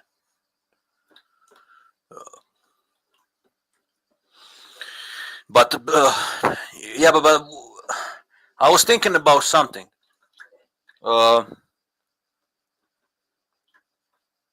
You know, I had Bohachuk winning against Ortiz, but the reason I had Bohachuk winning is because Ortiz was trading punches with Bohachuk, with the stronger guy, with the bigger guy. He was trading punches on the inside with him, which is like, you should never like trade punches with the brawler that is very strong and that knows how to use his size and knows how to fight on the inside. When Ortiz actually used his jab and his footwork against against Bohachuk, when he was actually using those attributes, he was doing very well. Like, the only time Ortiz had problems is when he actually was exchanging punches with Bohachuk. I think that's why he kind of fucked it up, in my opinion. That's why I had Bohachuk winning, because I think Bohachuk won most of those exchanges. But I think in a rematch, I want to see the rematch, and I think in a rematch, Virgil is gonna beat him. If Virgil makes the adjustments in a rematch, if he makes those adjustments earlier, if he starts using his jab, his movement, and his speed overall, because he's faster than Bohachuk, I think he will win the rematch much easier, without much problems, because I think Ortiz is a better boxer than Bohachuk, but he had a wrong game plan, and that's why the fight was so close. Like, he still won, right? The judges gave it to Ortiz, but I personally had Bohachuk winning 7-5. It was a close fight. I'm not saying it was a robbery. I'm not saying that. That fight could go either way, right? People that scored it for Virgil, I don't think they are idiots. I think it was a pick'em type of fight, right? But I felt that Ortiz had a wrong game plan, and that's why that fight was way closer, because of his shitty game plan, and the rematch is not supposed to be that close if Ortiz makes those adjustments that he needs to make earlier in the fight. If he makes those necessary adjustments, he's gonna outbox Bohachuk very convincingly. So that's my take on that fight. I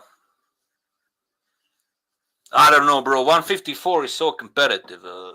Anybody can end up being the best in division, and also even the best guy in a division. I can even see the best guy in 154 taking some losses. It all depends who the best guy is gonna fight. I don't see any of these guys ended up being undefeated at 154. I don't think it's even possible, because the division is so stacked, and there's a lot of stylistical like differences, and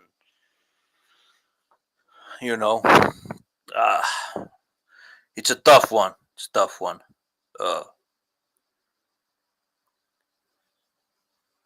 I don't know. I still think Virgil would beat somebody like Fundora. I think Virgil is more skillful. I think, like I said, I think he will beat Bohachuk in a rematch. Who else is in that division? Abel Ramos, right? Abel Ramos. I think Virgil is a better boxer than him too.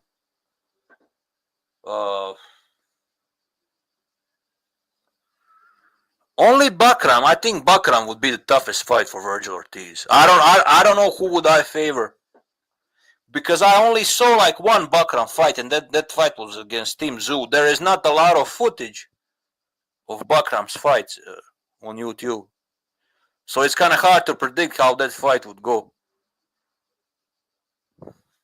Yeah, let's see the comments.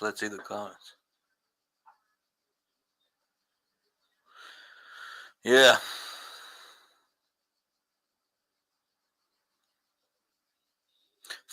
Yeah, let me see. We need that fight, 100%.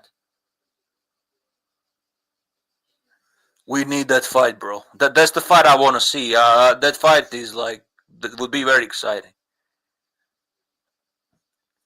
IBF has mandated Lubin versus Bakram next. Lubin is good enough to see if Bakram is a real deal. That's a decent like fight, but yeah, but you know what? You're making a good point. Like, we will see like how actually, because Lubin is kind of like a good gatekeeper. If Bakram wins convincingly against Lubin, then he really is a threat. Tim Tszyu needs to pack it in and go home. If he wants to fight maybe Michael Zerafa, that will be a good fight for Australians. I agree. Even Carl Hansen, Carl the Crocodile Hunter, he mentioned the same thing. That's like the only fight that makes sense. Other than that, he should retire. DJ, what do you think about Xander Zayas? He's fighting for WBO belt this weekend versus Chino Garcia. Is Chino Garcia anything good? Like, I'm not really familiar with that guy. I'll be honest with you, bro. But Xander Zayas,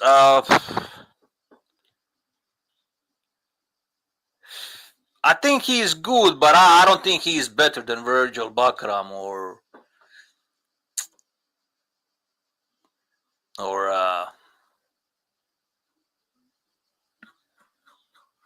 yeah, I don't think he's better than Virgil and Bakram.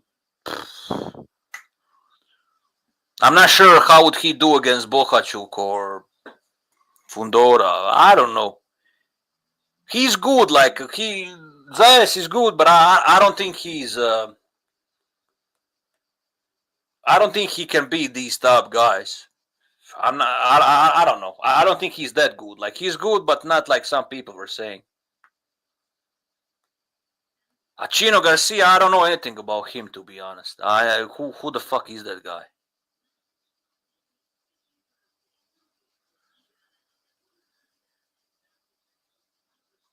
Jorge Garcia Perez,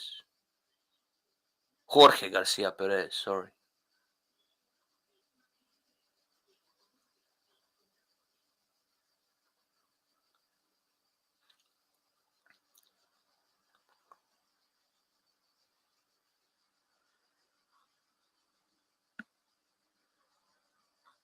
$33 wins and 4 losses. Is that the guy? That's the guy that's fighting Zayas, right? Yeah, that's him.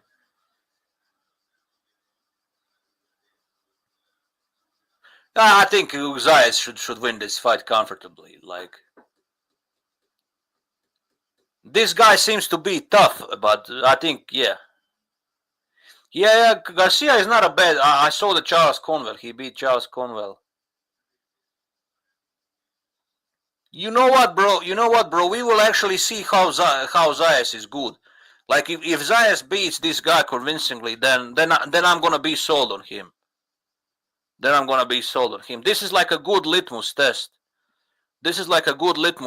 If he beats this guy convincingly, then I'll be more sure about Zayas.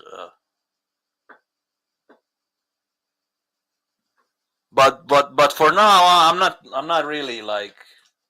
I'm not sure what to think about Xander Zayas now. But I will watch this fight, and I think we will see in this fight like how good he really is. Because this guy seems to be tough. He has like a win over Charles Conwell. He's like a good stepping stone. Like, yeah.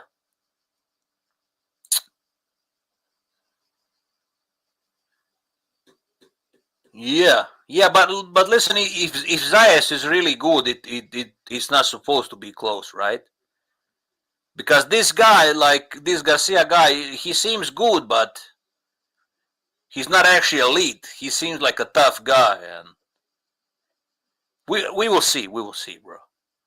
Sometimes you gotta wait and see for some fighters, because it's very hard to like form an opinion based on the fights he had so far.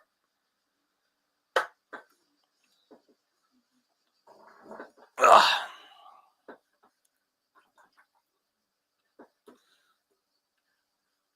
Fucking YTBC sucks ass, bro.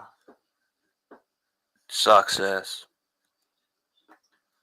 I hate YTBC with passion, honestly. I'm starting to be a hater, bro. I'm a massive hater of YTBC now.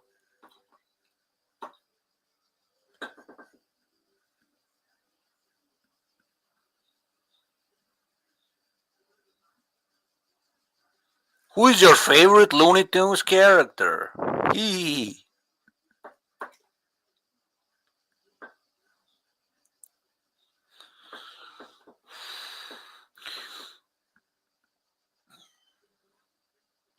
Yeah, Caesar, who is your favorite Looney Tunes character, bro?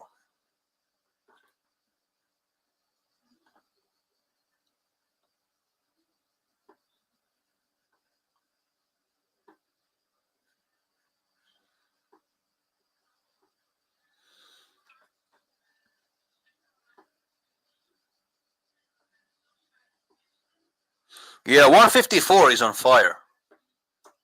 It's on fire. Best division in boxing. They need to make like a, in my opinion, they need to make like a tournament. Like Turkey already was making these Grand Prix tournaments. You know, for these heavyweights, for these heavyweight prospects. But he needs to make like a tournament for 154 division. I think that shit would be amazing, bro. It kind of reminds me of a super middleweight tournament we had back in the day. You know, the tournament with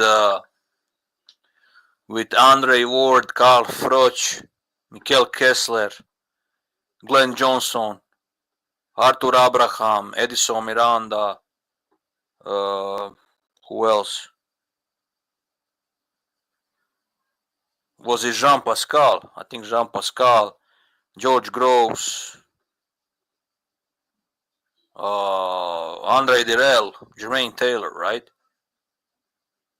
I think that's it. I think I mentioned almost all names from that tournament. Like that tournament when it was in Britain, I remember that, and it was a big thing in boxing. And Andre Ward won the tournament in the end, but it was amazing tournament, bro. A lot of great fighters participated in that tournament. You know, I think Carl Froch was underrated fighter, bro. I think Carl Froch was very underrated. He fought everybody at the super middleweight division. He won majority of those fights. He has wins over Kessler, over Arthur Abraham, Jermaine Taylor, Andre Dirrell, Jean Pascal, George Groves.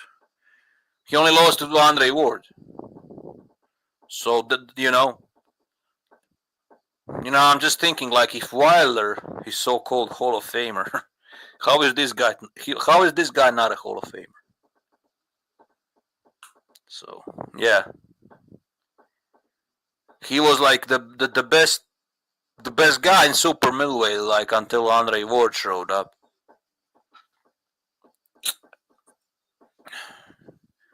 I mean, look at the state of super middleweight division now and compare it to that. It's not even comparable. It's not even the same in the same stratosphere.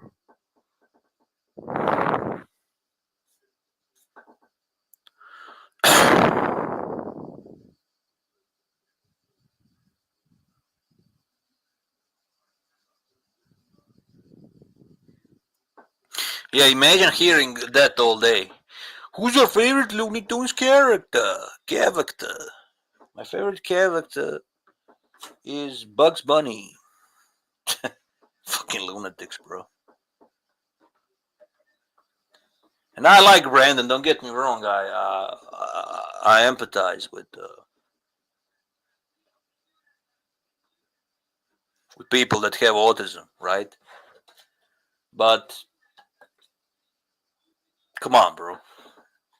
Who wants to listen to that all day? I know I don't. I know I don't want to listen to that all day. And I'm just being honest.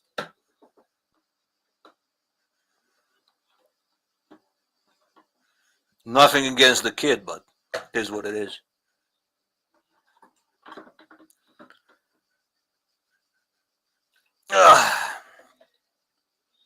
But yeah, man. 4 hours of me talking to myself. Who knows? Maybe I should do more of these types of streams. You know, I will just jump on, talk boxing for half an hour, and give my opinions and and shut down the stream. Maybe I should do that because, what's the point of having these long streams when people don't even want to jump on?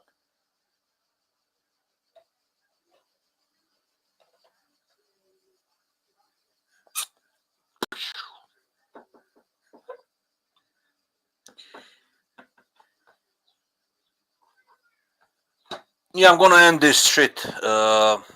Thank you guys.